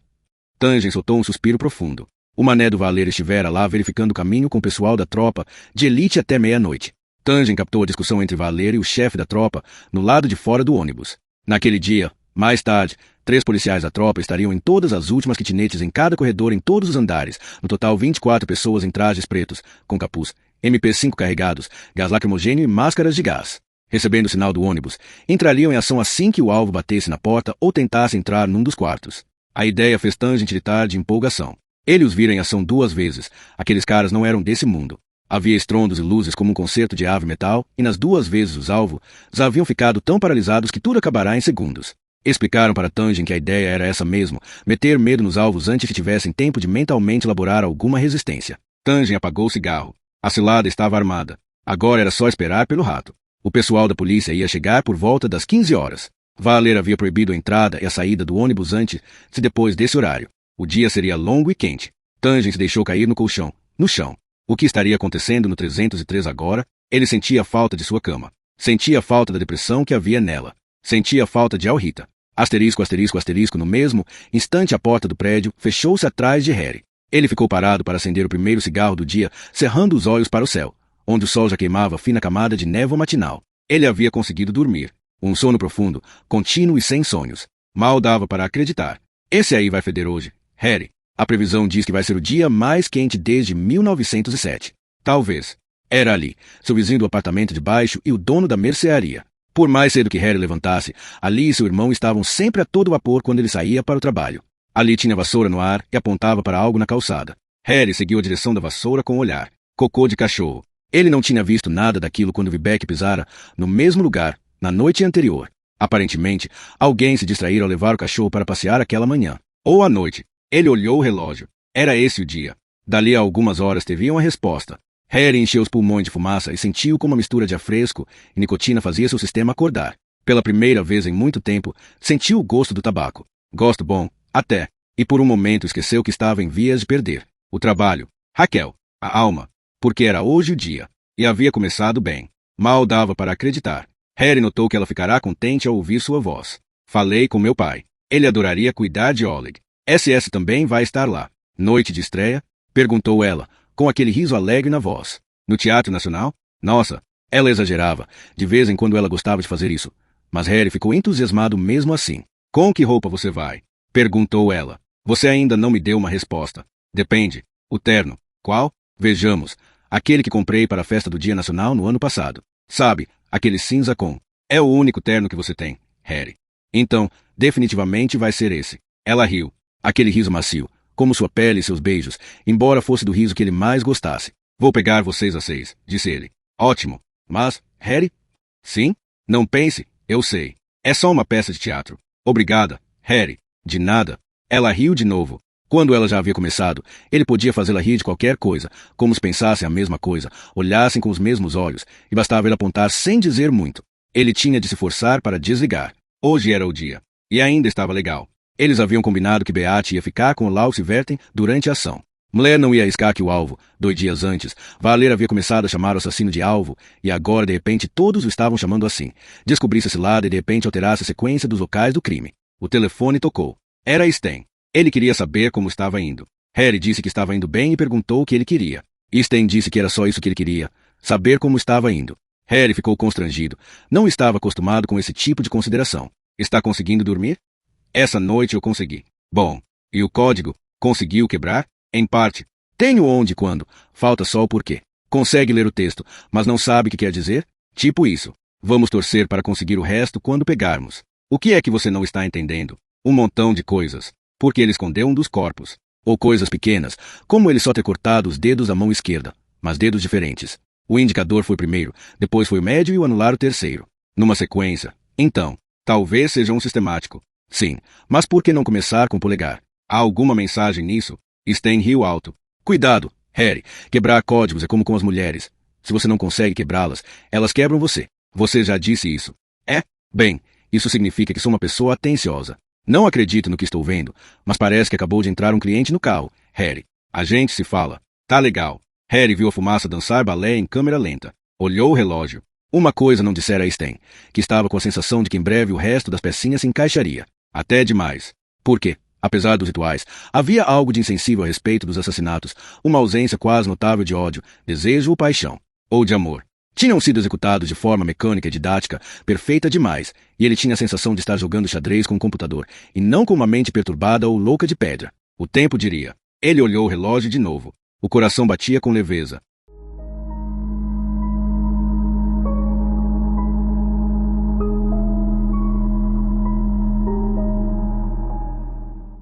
Capítulo 27. Sábado. A ação. O humor de Otto Tangen estava em alta. Ele havia dormido umas 2 horas e acordara com uma forte enxaqueca e batidas insistentes na porta. Quando abriu, Valer, Sivert Falcade, da tropa de elite, e uma figura que se chamava Harry Hole, que nem de longe parecia um inspetor, entraram depressa, e a primeira coisa que fizeram foi reclamar do ar-condicionado do ônibus.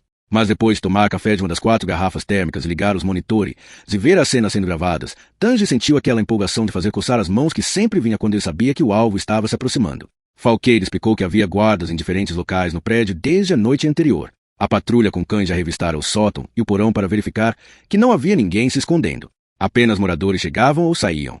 Salvo a moça do 303, que viera com um cara que ela tinha dito na portaria que era seu namorado. O pessoal de Falcade estava no local, aguardando ordens. Valer fez sinal com a cabeça. A intervalos regulares, Falcade verificava o sistema de comunicação. O equipamento da tropa de elite, não aquele de responsabilidade de Tangen. Ele fechou os olhos e se deliciou com os sons. O curto segundo com ruído esférico quando soltaram o botão da fala, depois os códigos murmurantes, incompreensíveis, como uma espécie de linguagem de um bando de adultos. Sortini. Tangen formou as palavras mudas com os lábios e pensou em sentar uma macieira, numa noite de outono, espionando os adultos atrás das janelas iluminadas. Sussurrar Sortini numa lata com um fio que levava cerca onde Nils estava agachado, esperando com a outra lata ao ouvido. Se ele já não estivesse de saco cheio e tivesse ido para casa jantar. Aquelas latas nunca funcionaram do jeito como estava explicado no livro dos escoteiros. Então, estamos prontos para ir ao ar, disse Valer. Pronto com o relógio, Tangen? Ele confirmou. 16 horas, disse Valer. Exatamente, agora. Tangen iniciou a contagem do tempo real da gravação. Frações de segundos corriam no monitor. Ele sentiu um alegre riso mudo de criança chacoalhar suas entranhas. Porque isso era melhor que a macieira. Melhor que os bolinhos de creme de Alrita. Melhor que ela sussurrar com voz rouca o que queria que ele fizesse com ela. Hora do show. Olaus Siverten sorriu como se fosse uma visita havia muito aguardada quando abriu a porta para Beate. Você de novo. Entre. Não precisa tirar os sapatos. Terrível este calor, não acha? Olaus foi na frente de Beate pelo corredor. Não precisa se preocupar, senhorita Siverten. Parece que esse caso vai estar solucionado em breve. Enquanto receber visitas, é bom que demore um pouco. Ela riu, depois cobriu a boca com a mão, assustada. Nossa, o que estou dizendo? Esse homem mata as pessoas, não é? O relógio na parede da sala bateu 4 vezes quando entraram. Chá, meu bem? Aceito. Posso ir à cozinha sozinha? Sim, mas se eu puder acompanhar. Venha, venha. Além de um fogão e uma geladeira, a cozinha parecia intocada desde o tempo da guerra. Beate encontrou uma cadeira perto da grande mesa de madeira, enquanto Olaus botava a água no fogo. Tem um cheiro tão agradável aqui, disse Beate. Você acha? É, gosto de cozinhas que cheiram assim. Na verdade, prefiro a cozinha. Não gosto tanto de salas. Não? Olaus inclinou a cabeça. Sabe de uma coisa? Acho que você e eu somos parecidas. Também fico mais na cozinha. Beate sorriu. A sala mostra como a gente gosta de se apresentar. Na cozinha, todo mundo relaxa mais. É quase como estar na própria casa. Já percebeu que estamos mais à vontade uma com a outra desde que entramos aqui? Pois não é que você tem razão? As duas mulheres riram. Sabe de uma coisa? Perguntou Olaus. Estou contente por eles terem mandado justo você. Gosto de você. E não é para ficar vermelha, querida. Sou apenas uma senhora idosa solitária. Guarde isso para um cavalheiro. Ou talvez já seja casada. Não, mas não é o fim do mundo. A senhora já foi casada? Eu? Ela riu e colocou as xícaras na mesa. Não, eu era tão jovem quando dei à luz sem que nunca tive a oportunidade de casar. Não? Bem, tive uma ou outra chance. Mas uma mulher na minha situação tinha bem pouco valor naqueles tempos em que as ofertas que se recebiam em geral eram de homens que ninguém mais queria. Não é à toa que dizem para encontrar seu par. Só porque a senhora era mãe solteira. Porque Sem era filho de um alemão. Meu bem. A chaleira começou a apitar. Entendo, disse Beate. Ele deve ter tido uma infância difícil. Olaus olhou para o nada, sem perceber a chaleira apitando. A pior que se possa imaginar. Ainda choro, só de pensar. Coitado do menino. A água do chá. Mas veja só, já estou senil. Olaus levantou a chaleira e verteu água nas xícaras. E o que seu filho está fazendo agora? Perguntou Beate, olhando o relógio. 16 horas 45. Importação. Mercadorias diversas de países da Europa Oriental. Olaus sorriu. Não sei se isso fez ficar rico, mas importação me soa bem. Bobagem, mas gosto da palavra. Mas então ele se deu bem. Apesar da infância tão dura, quero dizer. É, mas nem sempre foi assim. Ele deve constar nos arquivos de vocês. Há muitas pessoas lá, e muitas se tornaram pessoas de bem. Aconteceu algo quando ele foi para Berlim. Não sei exatamente o que foi. Sem nunca gostou de falar sobre o que faz. Sempre tão fechado. Mas acho que ele foi procurar o pai. E acho que isso ajudou no modo de se ver. Ernst Schwab era um homem vistoso. Olaus suspirou. Mas posso estar enganada. De qualquer modo, Sem mudou. Mudou como? Ele ficou mais calmo. Antes parecia que estava sempre irrequieto, à procura de algo. De quê? Tudo. Dinheiro. Excitação. Mulheres. Ele parece o pai, sabe? Um sedutor romântico incorrigível. Ele gostava de mulheres jovens, Sem também. E elas gostam dele. Mas suspeito que ele já tenha encontrado uma especial. Ele disse por telefone que tinha novidades para mim. Parecia muito alegre. Ele não disse do que se tratava. Ele queria esperar chegar. Foi o que me disse. Chegar? Aqui? Sim. Ele vem esta noite, depois de comparecer a uma reunião. Fica em Oslo até amanhã, depois volta. Para Berlim? Não, não. Faz tempo que Sem morou lá. Agora está na República Tcheca. Na Boêmia. Ele costuma dizer, o vaidoso. Já esteve lá? Na Boêmia? Em Praga. Asterisco, asterisco, asterisco, Marius Velan olhou pela janela do quarto 406. Uma moça estava deitada numa toalha no gramado em frente ao prédio. Era um pouco parecida com aquela do 303 que ele em segredo batizara de Shirley, em referência a Shirley Manson, do Garbage. Mas não era ela. O sol sobre o fiord de Oslo se escondeu atrás das nuvens. Finalmente estava ficando mais quente, e uma onda de calor estava prevista. Verão em Oslo. Velan saudava o calor. A alternativa tinha sido voltar para sua cidade natal em Bord, com sol da meia-noite e trabalho temporário no posto de gasolina. Para o bolinho de carne da mãe e a eterna pergunta do pai. Porque ele tinha ido estudar comunicação em Oslo, ele que tinha notas tão boas que podia se formar em engenheiro civil na Universidade de Trondheim.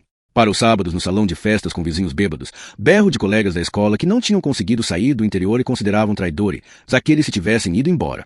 Para bandas de música dançante que se autodenominavam bandas de blues, mas que sempre escararrasavam com Creedence e Lynyrd Skynyrd. Mas não era esse o único motivo para ele passar o verão em Oslo. Ele conseguirá o emprego dos seus sonhos.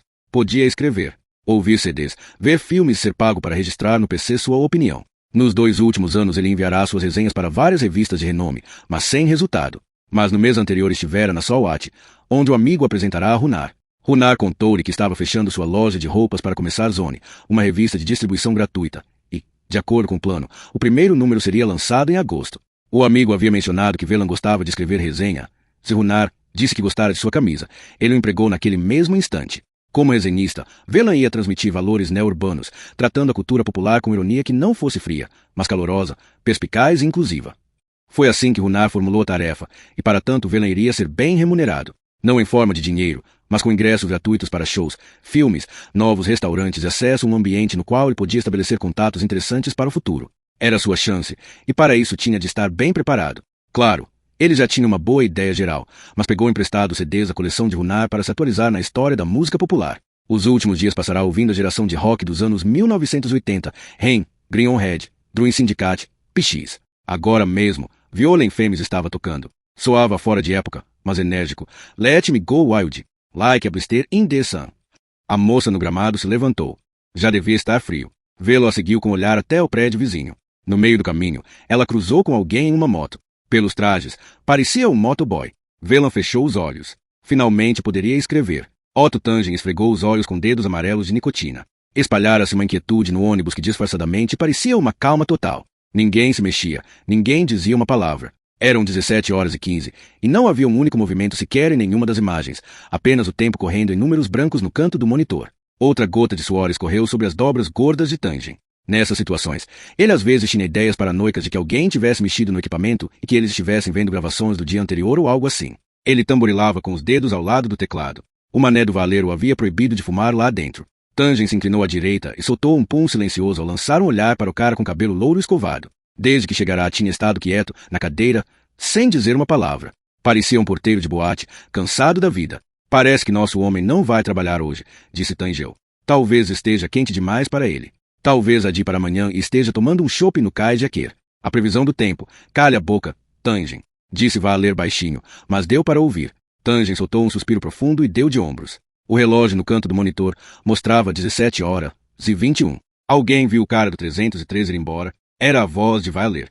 Tangen percebeu que o chato estava olhando para ele. Eu durmo na parte da manhã, respondeu ele. Quero verificar o 303. Falcade? O chefe da tropa de elite pigarreou. Não acho o risco. Agora, Falcade. Os ventiladores que esfriavam a aparelhagem eletrônica zuniam enquanto Falcade e Valer se entreolhavam. Falcade pigarreou de novo. Alfa para Charlie 2. Entre. Câmbio. Estalos. Charlie 2. Checar 303 imediatamente. Recebido. Checar 303. Tangen olhou para o monitor. Nada. Imagine-se. Lá estavam. 3 homens. Uniformes pretos, capuzes pretos, metralhadoras pretas, botas pretas. Tudo muito rápido, mas faltava sensação de drama. Por causa do som. Não havia som. Não usaram aqueles jeitosos explosivos para arrombar a porta, mas um tradicional pé de cabra. Tangen ficou desapontado. Devia ser o corte de verbas. Os homens silenciosos no monitor se posicionaram como se estivessem numa linha de largada, um com o pé de cabra por baixo da fechadura, os outros 2 um metro atrás, com as armas apontadas. Parecia um único movimento coordenado, um número de dança maluca. A porta se abriu, 2 policiais romperam no apartamento e o terceiro literalmente o seguiu num pulo. Tangen já se deliciava com a ideia de mostrar as tomadas para Nils. A porta se fechou pela metade. Que pena que eles não puderam montar câmeras dentro das kitnetes. 8 segundos. Ouviram estalidos no rádio de Falcade. Checado 303. Uma moça e um rapaz. Os 2 sem armas. Vivos? Muito, vivos. Revistou o rapaz. Charlie 2? Ele está nu. Alfa. Tire ele daí, disse Valer. Merda. Tangen olhou para a porta aberta do 303. Transando. Nus. Transaram a noite e o dia todo. Ele olhou enfeitiçado para a porta. Mande se vestir e o leve para a posição. Charlie 2. Falqueira baixou o walkie-talkie, olhou para os outros e balançou a cabeça devagar. Valer bateu a palma da mão no braço da cadeira. O ônibus está livre amanhã também, disse Tangen, e lançou o olhar para o inspetor. Melhor ir com cuidado agora. Não cobro mais apesar de ser domingo, mas preciso saber quando. Quieto, olha ali. Tangen se virou automaticamente. O porteiro finalmente abrirá a boca. Ele apontou para o monitor no meio, no saguão. Ele entrou pela porta da frente e foi direto para o elevador. Por 2 segundos, o silêncio no ônibus era total. Foi quebrado pela voz de Falcade no walkie-talkie. Alfa para todas as unidades. Possível alvo entrou no elevador. Fiquem atentos. Não, obrigada. Beate sorriu. Pois é, às vezes tanto doce é ruim. Suspirou a velha e recolocou a lata de biscoitos na mesa. Onde eu estava? Ah, sim. Vai ser legal ter a visita de 100 agora que estou sozinha. É, a senhora deve se sentir só numa casa tão grande. Eu converso um bocado com a Iná. Mas ela foi à casa de veraneio do seu namorado hoje. Pedi para conhecê-lo, mas vocês jovens são tão esquisitos com essas coisas hoje em dia. Parece que querem explorar tudo ao mesmo tempo, como se não acreditassem que algo possa durar. Deve ser por isso que são tão misteriosas. Beate lançou um olhar furtivo para o relógio. Harry prometera ligar assim que tivesse acabado. Está pensando em outra coisa agora, não é? Beate fez que sim com a cabeça. Não tem problema, respondeu Olaug. Vamos torcer para que eles o peguem. Você tem um filho muito bonzinho. É verdade. E se ele me visitasse com a mesma frequência com que tem feito ultimamente, eu não ia reclamar. É? Ele vem sempre? Perguntou Beate. Já devia ter terminado. Porque Harry não ligava. Será que ainda não chegará ao local? No último mês, toda semana. Aliás, mais. A cada 5 dias. Ficava pouco tempo. Acho realmente que ele tem alguém em Praga. E acho que ele vai trazer uma novidade hoje à noite. A última vez me trouxe um colar. Quer ver? Beate olhou para o Laug. E percebeu como estava cansada. Cansada do trabalho, do motoboy assassino, de Tom Valer e Harry Hole. De Olaus Siverten, acima de tudo, de si mesma, a formidável dedicada Beate Alinene, que achava que podia realizar alguma coisa, fazer alguma diferença se fosse boazinha, dedicada e zelosa e que sempre fazia o que as outras pessoas queriam que ela fizesse. Estava na hora de mudar, mas ela não sabia se conseguiria. Acima de tudo, ela queria ir para casa, se esconder embaixo do edredom e dormir. Tem razão, disse Olaug. Não é nada demais para se ver. Mais chá? Sim, obrigada. Olaug ia servir chá, mas Beate segurou a mão dela por cima da xícara. Desculpe, disse Beate, rindo. Eu quis dizer que quero ver. O que? O colar que a senhora ganhou do seu filho. Olaug se animou e saiu da cozinha. Boazinha, pensou Beate. Ergueu a xícara para tomar o restinho do chá. Ia ligar para Harry para saber como tinha acabado. Aqui está, disse Olaug. A xícara de Beate, quer dizer, a xícara de chá de Olaug. Ou, para ser mais preciso, a xícara de chá da fabricante Vermast. Parou no ar. Beate olhou o broche. Quer dizer, olhou a pedra preciosa que estava presa ao broche. Sem os importa, disse Olaug. Parece que é só em Praga que as cortam dessa maneira especial. Era um diamante, com a forma de um pentagrama. Beate passou a língua pela boca para diminuir a secura. Preciso fazer uma ligação, disse. A secura não passava. Poderia procurar uma foto de Sam enquanto isso. De preferência do jeito que ele está agora. Rápido. Confusa, Olaug a olhou, mas fez que sim com a cabeça. Asterisco, asterisco, asterisco, Tangen respirou de boca aberta com o olhar fixo no monitor e registrando as vozes em sua volta. Possível alvo andando no setor de Bravo 2. Possível alvo parou em frente a uma porta. Pronto. Bravo 2. Bravo 2 está pronto. Alvo parou. Está pegando algo no bolso. Pode ser uma arma. Não podemos ver sua mão. A voz de Valer. Agora. Ação. Bravo 2. Estranho. Murmurou o porteiro. Marius Velan pensou primeiro que tivesse escutado errado, mas abaixou o som do violão fêmeas para ter certeza. E lá vinha o ruído de novo. Batidas na porta. Quem poderia ser? Pelo que sabia, todos no corredor já tinham viajado para passar as férias de verão em casa. Salvo Shirley. Ele a vira na escada no dia anterior. Ele quase a parou para convidá-la para um show. Ou para ir ao cinema. Ou a uma peça. Ele pagaria. Ela podia escolher. Velan se levantou e sentiu que suas mãos começaram a suar. Por que isso? Não havia nenhuma razão sensata para acreditar que pudesse ser ela. Ele lançou um olhar em volta e percebeu que na verdade nunca tinha reparado na sua kitnet até agora. Ele não tinha tantas coisas para que ficasse desarrumada. As paredes estavam nuas, exceto por um pôster rasgado de Iggy Pop e uma estante triste que em breve estaria cheia de CDs e DVDs. Era uma kitnet patética, sem personalidade. Sem. Bateram de novo. Ele escondeu depressa uma dobra do edredom que despontava no encosto do sofá-cama e foi até a porta. Abriu. Não podia ser ela. Não podia. Não era ela. Senhor Velan? Sim? Velan olhou o homem, surpreso. Encomenda para você. O homem tirou a mochila das costas, pegou o envelope A4 e o estendeu a ele. Velan olhou para um envelope branco com um selo. Não constava nenhum nome. Tem certeza de que é para mim? Perguntou. Sim. Preciso de um recibo. O homem estendeu uma prancheta com uma folha de papel. Velan olhou, inquiridor. Sinto muito, você teria uma caneta? Perguntou o homem, sorrindo. Velan olhou para ele. Tinha algo de errado. Algo que ele não estava conseguindo identificar. Um momento, disse Velan. Ele levou o envelope para dentro, colocou-o na prateleira ao lado do molho de chaves com a caveira, encontrou uma caneta na gaveta e se virou. Velan pulou de susto quando viu o homem bem atrás de si no corredor escuro. Eu não ouvi você entrar, disse Velan, e ouviu o próprio riso ricochetar entre as paredes. Não que estivesse com medo. De onde ele viera, era costume entrar, para não deixar escapar o calor, ou deixar entrar o frio. Mas havia algo esquisito com esse homem. Ele tinha tirado os óculos e o capacete e então, Velan viu porque ele havia estranhado. O homem era velho. Os motoboys normalmente tinham uns 20 anos.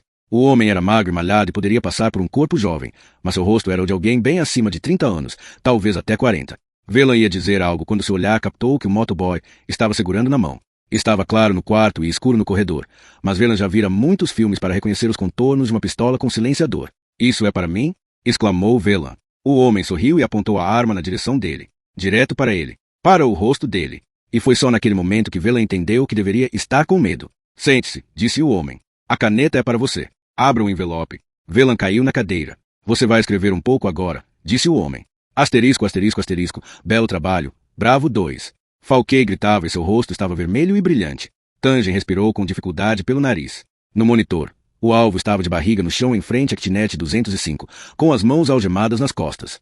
E, melhor de tudo, estava com o rosto virado para o monitor e dava para ver sua confusão, como ele se contorcia de dor, como a ficha aos poucos caía para aquele animal. Era um furo jornalístico. Não, mais do que isso, era uma gravação histórica. O fim dramático do verão sangrento de Oslo, a captura do motoboy assassino no momento em que ele estava prestes a cometer seu quarto assassinato. O mundo inteiro ia brigar para poder mostrar. Meu Deus, ele, Otto Tangen, já era um homem rico. Não precisaria mais comprar porcarias no 7-Eleven, nem precisaria daquele mané valer. Ele podia comprar. Ele podia. Ao Rita ele podiam. Não é ele, disse o porteiro. Fez-se silêncio no ônibus. Valer se inclinou para frente na cadeira. O que está havendo, Harry? Não é ele. O 205 é um dos apartamentos cujo morador não conseguimos achar, explicou Harry. De acordo com a lista, ele se chama Odd Einar Lillebostad. É difícil ver o que o cara no chão está segurando na mão, mas para mim parece uma chave. Sinto muito, pessoal, mas aposto que Odd Einar Lillebostad acabou de chegar em casa. Tangen olha fixo para a imagem. Ele tinha equipamentos valendo mais de 1 milhão ali dentro, equipamento comprado com empréstimo que podia facilmente fazer uma imagem na mão e aumentá-la para ver se o porteiro tinha razão. Mas não precisou. Um galho da macieira estalou. Através do jardim se via luz nas janelas. Uma lata foi aberta, Bravo 2 para Alfa. De acordo com o cartão do banco, o cara se chama Odd Einar Lillebostad. Tangen caiu pesadamente na cadeira. Relaxe, pessoal, disse Valer. Ele ainda pode vir. Não é, Harry? O babaca do Harry não respondeu. Em vez disso, o celular dele tocou. Marius Velan olhou para as 2 folhas em branco que tirara do envelope. Quem são seus parentes mais próximos? Perguntou o homem. Velan engoliu em seco e quis responder, mas a voz não obedecia. Eu não vou matar você, disse o homem. Se fizer o que eu mandar. Minha mãe e meu pai, sussurrou Velan. Soava como um deplorável SOS. O homem pediu para ele escrever o nome e endereço dos pais no envelope. Velan pôs a caneta no papel. Nomes para ele tão familiares.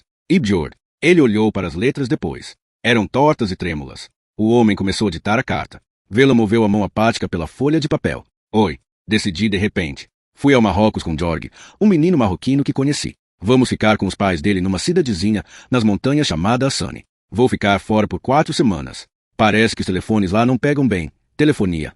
Mas vou tentar escrever, mesmo Jorg dizendo que o correio por lá não é muito bom. De qualquer maneira, entre em contato assim que voltar. Abraços. Marius, disse Velan. Marius. O homem mandou Velan colocar a carta dentro do envelope e colocá-la na mochila que ele estendia para ele. Na outra folha escreva apenas volto em 4 semanas. Assine com a data de hoje e seu nome. Assim mesmo. Obrigado. Velan, sentado na cadeira, observou em volta. O homem estava bem atrás dele. Um sopro de vento mexeu a cortina. Os passarinhos piavam histericamente lá fora. O homem se inclinou para frente e fechou a janela. Agora só se ouvia o zunido baixinho do aparelho, que são 3 em 1 na estante. Que música é essa? Perguntou o homem.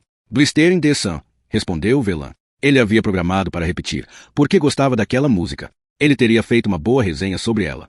Uma resenha calorosamente irônica e inclusiva. Já a ouvi antes, disse o homem, que encontrou o botão de volume e aumentou o som. Só não lembro onde.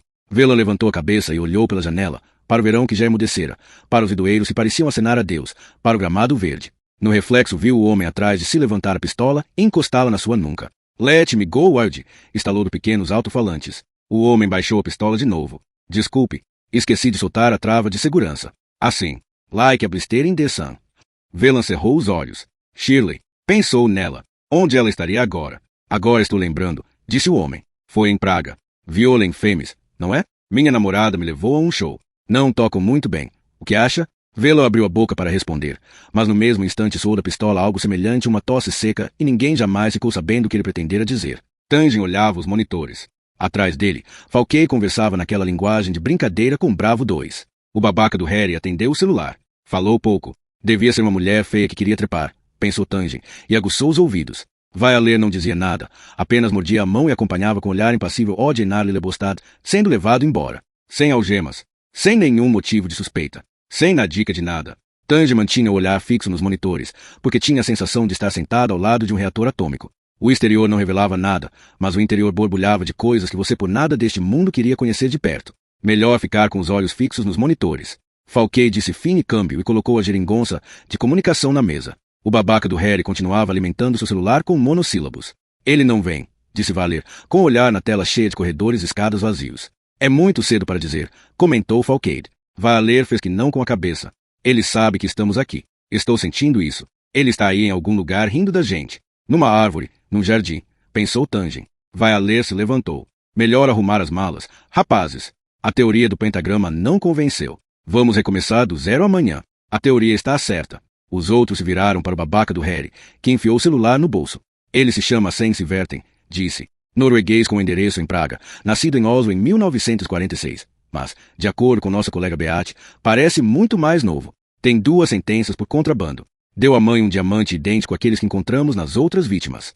E a mãe informou que ele a visitou em Oslo em todas as datas dos crimes. Na Vila Vale, Tangen viu Valer empalidecer. A mãe, quase sussurrou Valer. Na casa para onde apontava a última ponta da estrela, respondeu o babaca do Harry. E ela está esperando por ele. Esta noite, um carro com reforços já está a caminho. Meu carro está aqui por perto. Ele se levantou da cadeira. Valer esfregou o queixo. Vamos reagrupar, disse Falquei, e pegou o walkie-talkie. Espere, gritou Valer. Ninguém faz nada até eu mandar. Os outros olharam, esperando. Valer fechou os olhos. 2 segundos se passaram. Ele os reabriu. Pare o carro que está a caminho de lá, Harry. Não quero um carro da polícia dentro de um círculo de 1 quilômetro da casa. Se ele sentir o menor perigo, nós o perderemos. Sei de algumas coisas sobre contrabandistas de países da Europa Oriental. Eles sempre têm um plano de fuga. E se você os perde, nunca mais os acha. Falquei, você e seu pessoal continuam trabalho aqui até segunda ordem. Mas você mesmo disse que ele não. Faça como estou dizendo. Esta talvez seja a única chance que teremos. E já que é minha cabeça que está em jogo, quero cuidar disso pessoalmente. Harry, você assume o comando aqui, ok?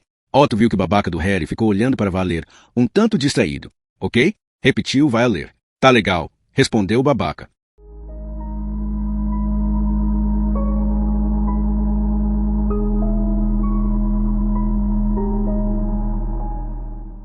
Capítulo 28. Sábado. Consolo. Com olhos grandes e cheios de medo, Olaus e Verten viu Beate verificar se o revólver estava completamente carregado. Meu 100? Meu Deus, vocês têm que entender que estão enganados. 100 não faria mal a um gato. Beate fechou o tambor do revólver e foi até a janela da cozinha que dava para o estacionamento. Vamos torcer para que seja assim. Mas para saber, temos que prendê-lo primeiro. O coração de Beate batia rápido, mas não rápido demais. O cansaço havia sumido e fora substituído por leveza e presença, quase como se tivesse tomado alguma droga. A arma era a que seu pai costumava usar em serviço. Uma vez ela ouvirá dizer a um colega de trabalho que nunca se devia confiar numa arma. Ele não falou nada sobre a hora em que viria. Olaug fez que não com a cabeça. Ele disse que ia resolver algumas coisas. Ele tem a chave da porta? Não. Ótimo. Então, não costumo trancar a porta quando sei que ele vem. A porta não está trancada? Beate sentiu o sangue subir a cabeça e sua voz ficar aguda e cortante. Ela não sabia de quem tinha mais raiva, da velha sob proteção da polícia que deixava a porta aberta para o filho poder entrar livremente ou de si mesma, que não tinha verificado as coisas mais elementares. Ela respirou fundo para acalmar a voz. Quero que a senhora fique sentada aqui. Eu vou para o corredor? Olá. A voz veio de trás de Beate, e seu coração bateu rápido, mas não demais, e ela girou com o braço direito esticado e o fino dedo indicador dobrado sobre o pesado e vagaroso gatilho. Uma figura preencheu o vão da porta que dava para o corredor. Ela não o tinha ouvido chegar. Boazinha, boazinha e burra. Burra. Uau! Disse a voz, e soltou um riso curto. Beate focou o rosto por cima da mira, e hesitou uma fração de segundo antes de soltar a pressão sobre o gatilho. Quem é? Perguntou Olaug. A cavalaria. Senhorita Siverten, disse a voz. Inspetor Tom vai a ler. Ele estendeu a mão e disse, olhando Beate de relance, eu tomei a liberdade de trancar sua porta. Senhorita Siverten. Onde estão os outros? Perguntou Beate. Não há outros. Somos só. Beate gelou quando Valer sorriu.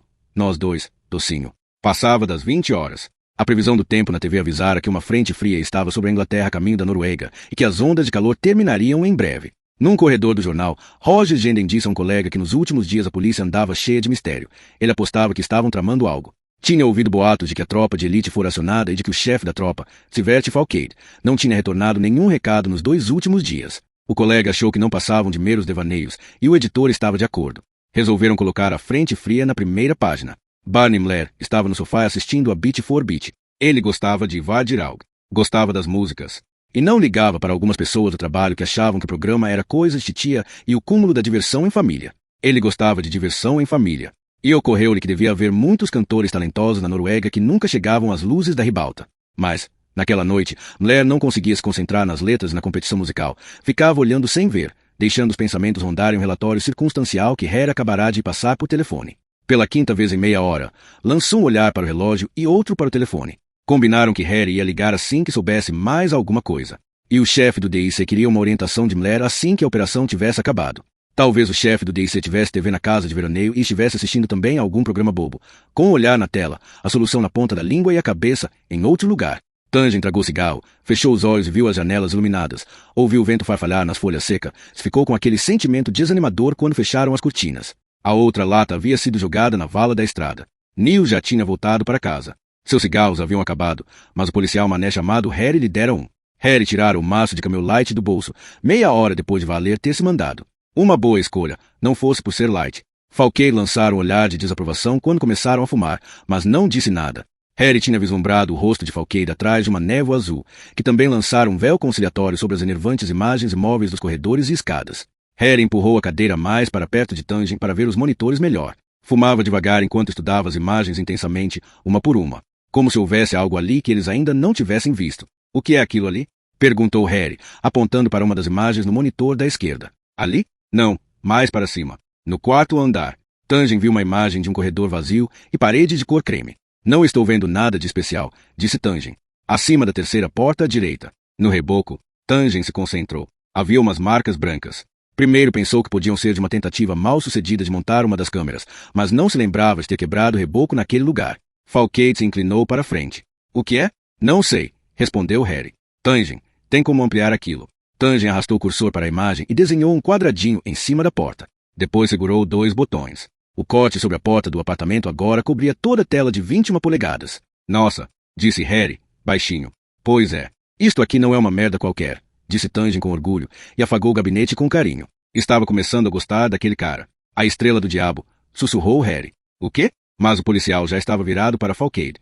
Peça para Delta 1, ou sei lá como se chama, se prepararem para entrar no 406. Espere até me verem na tela. O policial se levantou e tirou uma pistola Glock 21 que Tangent reconheceu de madrugada surfando na rede, sob a palavra-chave Anjuns. Ele não entendeu o que, mas percebeu que algo estava acontecendo, algo que talvez significasse que ele afinal teria seu furo. O policial se mandou. Alfa para Delta 1, disse Falcade, e soltou o botão do walkie-talkie. Estalos. Deliciosos estalos estelares. Harry parou em frente ao elevador da entrada. Hesitou um segundo. Botou a mão na maçaneta do elevador e abriu. O coração parou de bater quando viu a grade preta. Grade de correr. Ele soltou a porta como tivesse se queimado e deixou-a fechar. De qualquer maneira, era tarde demais. Isso era apenas a patética corridinha final na plataforma, aquela que a gente dá mesmo sabendo que o trem já foi, apenas para vê-lo pelo menos de relance antes de ele desaparecer. Ele subiu pelas escadas. Tentou ir devagar. Quando é que o homem tinha estado ali? 2 dias antes? Na semana anterior? Não conseguia mais, e as solas de seus sapatos soavam como lixa de papel quando ele começou a correr. Ele queria ver, mesmo que de relance. No mesmo instante em que entrou no corredor à esquerda do 4º andar, 3 homens vestidos de preto saíram do último apartamento. Harry parou embaixo da estrela branca entalhada que reluzia na parede de cor creme. Embaixo do número da kitnet havia um nome, Vela. E embaixo do nome havia uma folha de papel presa com 2 pedaços de fita adesiva. Volto em 4 semanas. Marius. Ele acenou para Delta 1 que podiam começar. 6 segundos depois, a porta estava aberta. Harry pediu que os outros esperassem e entrou sozinho. Vazio. Ele varreu o quarto com o olhar. Estava limpo e arrumado. Arrumado demais. Não combinava com o pôster do Iggy Pop na parede acima do sofá-cama. Alguns livros de bolso velhos na prateleira em cima da escrivaninha arrumada. Ao lado dos livros, 5 ou 6 chaves num chaveiro em forma de caveira. Uma foto de uma moça bronzeada, sorrindo. Namorada ou irmã, pensou Harry. Entre um livro de Bukowski e um aparelho de som portátil havia um polegar branco, que parecia ser de cera, apontando para cima, fazendo aquele conhecido sinal otimista. Tudo certo. Tudo ok. Será? Harry olhou para Iggy Pop, o torso nu, magro, as cicatrizes auto-infligidas, o olhar intenso nas cavidades oculares fundas. Um homem parecia ter passado por várias crucificações. Harry tocou o polegar na prateleira. Macio demais para ser gesso ou plástico, quase parecia um dedo de verdade. Frio, mas real. Ele pensou no consolo na casa do Sr. Barley enquanto tentava identificar o cheiro do polegar. Uma mistura de formol e tinta. Ele o segurou entre dois dedos e apertou. A tinta estourou. Harry deu um passo para trás quando sentiu o cheiro nauseante. Beate e Ellen. Aqui é o Harry. Como estão indo? Ainda esperando. Valer ocupou o corredor e mandou a senhorita Siverten e eu para a cozinha. Viva a emancipação da mulher. Estou ligando do quarto 406 do prédio dos estudantes. Ele esteve aqui. Esteve aí? Ele entalhou uma estrela do diabo em cima da porta. O rapaz que mora aqui, um tal de Marius Velan, sumiu. Os outros moradores não o veem há várias semanas. E na porta há um bilhete dizendo que ele viajou. Bem, talvez esteja mesmo viajando, não? Harry notou que Beate estava começando a falar igual a ele. Improvável, disse Harry. O polegar dele ainda está aqui. Embalsamado. Fez-se silêncio do outro lado da linha. Liguei para seu pessoal da perícia técnica. Estão vindo para cá agora. Mas eu não estou entendendo, disse Beate. Vocês não monitoraram o prédio inteiro? Sim. Mas não há 20 dias. Quando isso aconteceu? 20 dias? Como você sabe? Porque achei o número de telefone dos pais dele e liguei. Eles receberam uma carta dizendo que Marius estava indo para o Marrocos. O pai disse que foi a primeira vez que ele recebeu uma carta do filho. Ele costumava ligar. A carta foi carimbada há 20 dias. 20 dias, disse Beate, baixinho. 20 dias. Quer dizer exatamente 5 dias antes do primeiro assassinato de Camilla Lowen. Ou melhor, ele ouviu Beate respirar fundo no fone. O que a gente até agora achou que fosse o primeiro assassinato. Concluiu. Meu Deus. Tem mais. Reunimos os moradores, perguntamos se alguém se lembrava de algo daquele dia e a moça do 303 diz que ela se lembrava de estar tomando banho de sol no gramado em frente ao prédio naquela tarde. E que no caminho de volta para o prédio encontrou um motoboy. Ela se lembra disso porque não é tão comum ver motoboys por aqui e porque ela fez piada disso para outros moradores do corredor quando os jornais começaram a escrever sobre o motoboy assassino, 2 semanas depois. Ele burlou a sequência. Então? Não, disse Harry. Eu é que sou burro demais. Você se lembra de que eu me perguntei se o dedo que ele corta das vítimas não seria também uma forma de código? Bem, é a mais simples de todas. O polegar. Ele começou com o primeiro dedo da mão esquerda da primeira vítima e foi seguindo. Não é preciso ser um gênio para entender que Camilla Lowen foi a vítima número 2. Agora ela está fazendo aquilo de novo, pensou Harry. Então só falta o número 5, disse Beate. O mindinho. Sabe o que significa? Não sabe? Que é a nossa vez.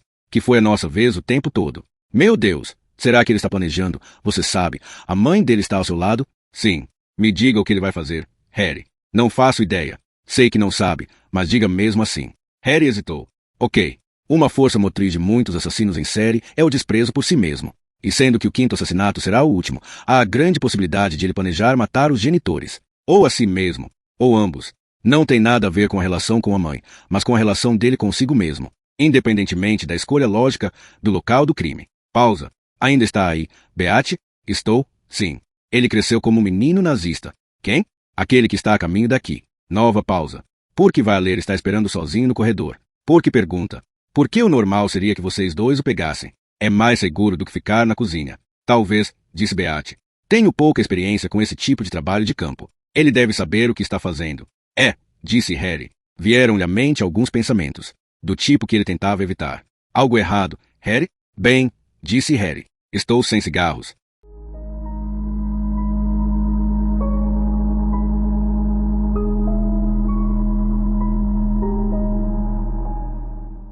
Capítulo 29. Sábado. Afogamento. Harry devolveu o celular ao bolso do paletó e se inclinou para trás no sofá. A perícia talvez não fosse gostar, mas não parecia haver provas ali que ele pudesse estragar. Era evidente que o assassino havia arrumado tudo direitinho, dessa vez também. Harry tinha até sentido um leve cheiro de sabão quando pôs o rosto no chão para ver de perto algumas bolotas de borracha derretida incrustadas no linóleo. Um rosto apareceu no vão da porta. BJRNO, da perícia técnica. Ótimo, disse Harry. Tem cigarros? Ele se levantou e ficou olhando pela janela enquanto Hall e seus colegas começavam o trabalho. A luz enviesada da noite caía como ouro e dourava as casas, as ruas e as árvores. Harry não conhecia outra cidade mais linda que Oslo em noites assim. Devia haver outras, mas ele não conhecia nenhuma. Harry olhou para o polegar na estante. O assassino havia mergulhado o dedo cortado na tinta e colado na estante para que ficasse de pé. Provavelmente ele mesmo levará a tinta, pois Harry não achou cola ou tinta nas gavetas por baixo da escrivaninha. Quero que descubram de que são aquelas bolotas. Ele apontou para o chão. Está bem, respondeu Al. Harry estava tonto. Ele fumara 8 cigarros, um após o outro. A vontade de beber havia diminuído. Diminuído, mas não passado. Ele olhou o polegar. Parecia cortado com alicate. Tinta e cola. Cinzeu o martelo para entalhar a estrela do diabo em cima da porta. Ele levará muitas ferramentas dessa vez. Ele entendia a estrela do diabo. E o dedo. Mas por que a cola? Parece borracha derretida, disse Al, que estava de cócoras. Como se faz para derreter borracha? Perguntou Harry. Bem, pode-se colocar fogo. Ou usar um ferro de passar. Ou um maçarico. Para que se usa borracha derretida? Al deu de ombros. Vulcanização, disse o colega. É usada para emendar ou selar alguma coisa. Pneus, por exemplo. Ou para deixar alguma coisa impermeável. Coisas assim. E essas bolotas? Não faço ideia. Desculpe. Obrigado. O polegar apontava para o teto. Seria melhor se apontasse para a solução do código, pensou Harry. Porque evidentemente era um código. O assassino havia atado uma corda nos pescoços dos policiais e os levava como bestas parvas para onde ele queria. E por isso esse código também tinha uma solução. Uma solução bem simples se o alvo fosse um animal com inteligência média como ele. Ele olhou para o dedo. Apontar para cima. Ok. Tá legal. Tudo certo. A luz da noite perdurava. Ele sugou o cigarro com força. A nicotina viajou pelas veias, pelos estreitos capilares dos pulmões, e para o norte. Envenenava, machucava, manipulava, esclarecia. Merda. Harry tossiu com força. Apontar para o teto. Apartamento 406. O teto do 406. Claro. Besta. Besta. Harry girou a chave, abriu a porta e encontrou o interruptor na parede perto da porta. Deu um passo por sobre a soleira. O sótão era alto e arejado, mas sem janelas. Cubos para armazenamento numerados de 2 metros quadrados cada estavam enfileirados ao longo das paredes. Atrás da tela de arame havia pilhas de pertences em trânsito entre o proprietário e o lixo. Colchões furados e móveis fora de moda, caixas de papelão com roupas, aparelhos elétricos que ainda funcionavam e por isso o dono tinha pena de jogar fora. Que inferno! Murmurou Falquei quando ele e 2 policiais da tropa de elite entraram. Uma imagem bem precisa, pensou Harry. Mesmo que o sol lá fora estivesse baixo e sem força, o dia inteiro as telhas tinham esquentado e eram agora verdadeiros aquecedores, fazendo o sótão virar uma sauna. Acho que o depósito do 406 é por aqui, disse Harry, entrando à direita. Por que tem certeza de que ele está no sótão? Porque o assassino nos apontou o fato evidente de que bem em cima do quarto andar há o quinto. Neste caso, o sótão. Apontou? Uma espécie de charada. Está ciente de que é totalmente impossível ter um corpo aqui? Por quê? Estivemos aqui ontem com um cão farejador. Um corpo que ficasse aqui durante 4 semanas neste calor. Traduzido do aparelho sensitivo de um cão para o nosso, é quase como se estivéssemos procurando uma sirene de fábrica buzinando aqui dentro. Seria impossível não ser encontrado, mesmo que por um cachorro ruim. E aquele que trouxemos ontem é top de linha. A não ser que o corpo tenha sido embrulhado em algo que justamente evitasse que o cheiro se alastrasse. Moléculas de cheiro são muito voláteis e penetram até em aberturas microscópicas. Não é possível que... Vulcanização, disse Harry. O quê? Harry parou em frente a um dos depósitos. Os 2 policiais uniformizados já estavam prontos com um pé de cabra. Vamos testar este jeitinho primeiro, rapazes. Harry balançou o molho de chaves com a caveira na frente deles. A menor entrou no cadeado. Vou entrar sozinho, disse Harry. Os peritos não gostam de pegadas. Ele pegou uma lanterna emprestada e se pôs à frente de um grande guarda-roupa branco com portas duplas que ocupava a maior parte do depósito. Colocou a mão numa das maçanetas e se preparou mentalmente antes de abrir a porta com um puxão. E respirou o cheiro de roupas guardadas, poeira e madeira. Acendeu a lanterna. Parecia que Marius Velan tinha herdado 3 gerações de ternos azuis, que estavam pendurados em fileira. Harry iluminou o interior e passou a mão no tecido. Lã grossa. Tinha um plástico fino por cima. Dentro, uma capa para ternos, de cor cinza.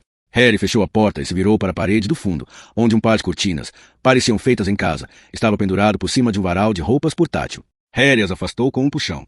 Uma boca aberta com pequenos dentes afiados de predador rosnou, muda, para ele. O que ainda sobrava de pele estava acinzentado e os olhos castanhos tipo bola de gude precisavam de um polimento. Uma doninha, disse Falcade. Harry olhou em torno. Não havia outros lugares para procurar. Será que ele tinha mesmo se enganado? Então viu o rolo de tapete. Era um tapete persa, pelo menos parecia, encostado à tela de arame, quase alcançando o teto. Harry empurrou uma cadeira de vime estragada para perto do tapete, subiu e iluminou a parte interior. Os policiais do lado de fora observavam ansiosos. Bem, disse Harry, descendo da cadeira e desligando a lanterna. Então, indagou Falcade. Harry fez que não com a cabeça. Sentiu uma raiva repentina. Deu um chute forte no guarda-roupa, que ficou balançando feito uma dançarina do ventre. Os cães latiam. Um drink, um momento sem dor. Ele se virou para sair do depósito, quando ouviu um ruído, como se algo deslizasse pela parede. Automaticamente se virou e conseguiu ver a porta do guarda-roupa se abrir antes que a capa para ternos caísse em cima dele e o levasse ao chão.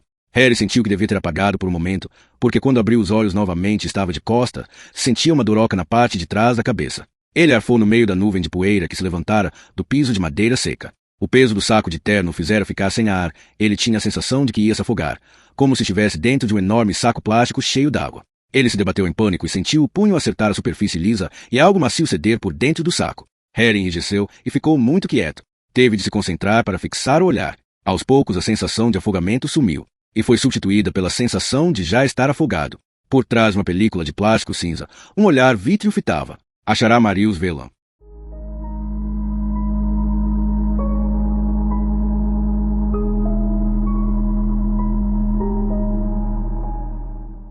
Capítulo 30. Sábado. Detenção. Lá fora, o trem para o aeroporto passou como um sopro leve, prateado e silencioso. Beate olhou para o Laux e Verten. Ela estava com a cabeça altiva olhando pela janela, piscando sem parar. As mãos enrugadas na mesa da cozinha pareciam uma paisagem vista das alturas. As rugas eram vales, as veias pretas azuladas, rios e as articulações, cordilheiras, com a pele esticada como uma lona branca. Beate olhou para as próprias mãos e pensou em todas as coisas que duas mãos conseguem fazer durante uma vida. E quantas coisas que não se pode fazer, ou para as quais não se tem a força necessária. Às 21h56, Beate ouviu o rangido do portão e passos no caminho da entrada. Ela se levantou com o coração batendo depressa e leve como um contador Geiger. É ele, disse Olaug. Tem certeza? Olaug deu um sorriso triste. Ouço esses passos nesse caminho desde que ele era um menino. Quando ele começou a ter idade para ficar fora à noite, eu costumava abrir a porta no segundo passo. São 12. Pode contar. Valer apareceu de repente na porta da cozinha. Está vindo alguém, disse. Quero que fiquem aqui. Não importa o que acontecer. Está bem? É ele, disse Beate e acenou para Olaug com a cabeça. Valer fez sinal que sim e sumiu. Beate pôs a mão em cima da mão idosa. Vai dar tudo certo, disse ela. Vocês vão perceber que houve um erro, respondeu Olaug, sem olhar para ela. 11, 12. Beate ouviu alguém na porta de casa. Depois o grito de Valer. Polícia. Meu distintivo está no chão bem à sua frente. Solte a pistola, senão eu atiro. Ela sentiu a mão de Olaug se contrair. Polícia. Solte a pistola, senão vou ter que atirar. Por que ele estava gritando tão alto? Não podiam estar a mais de 6 metros um do outro. Pela última vez, gritou Valer. Beate se levantou e tirou o revólver do coldre que ela carregava no cinto às costas. Beate. A voz de Olaug tremia. Beate levantou o olhar e enfrentou o olhar de súplica da velha senhora. Solte a arma. Você está apontando para um policial. Beate deu 4 passos até a porta, abriu-a com puxão e rompeu no corredor com a arma levantada. Valer estava de costas, a 2 metros dela. No vão da porta havia um homem num terno cinza. Em uma das mãos segurava uma mala. Beate havia tomado sua decisão com base naquilo que achou que veria. Por isso, ficou meio confusa. Vou atirar, gritou Valer. Beate viu a boca aberta do rosto paralisado do homem no vão da porta e a maneira com que Valer já estava enrijecendo o corpo para receber um impacto na hora de atirar. Tom. Ela falou baixo, mas as costas de Valer enrijeceram como se ela tivesse atirado nele. Ele não está segurando uma arma, Tom. Beate tinha a sensação de estar assistindo a um filme. Há uma cena absurda na qual alguém apertou o botão de pausa, congelando a imagem, que agora tremia, puxando e esticando o tempo. Ela esperou ouvir o estalo da pistola, mas ele não veio. Claro que não veio. Valer não era louco. Não no sentido clínico. Ele controlava seus impulsos. Era provável que tivesse sido isso que mais apavorara daquela vez. O controle frio quando ele abusara dela. Já que está aqui, disse Valer, por fim. Sua voz soava sufocada. Talvez possa colocar as algemas no nosso prisioneiro.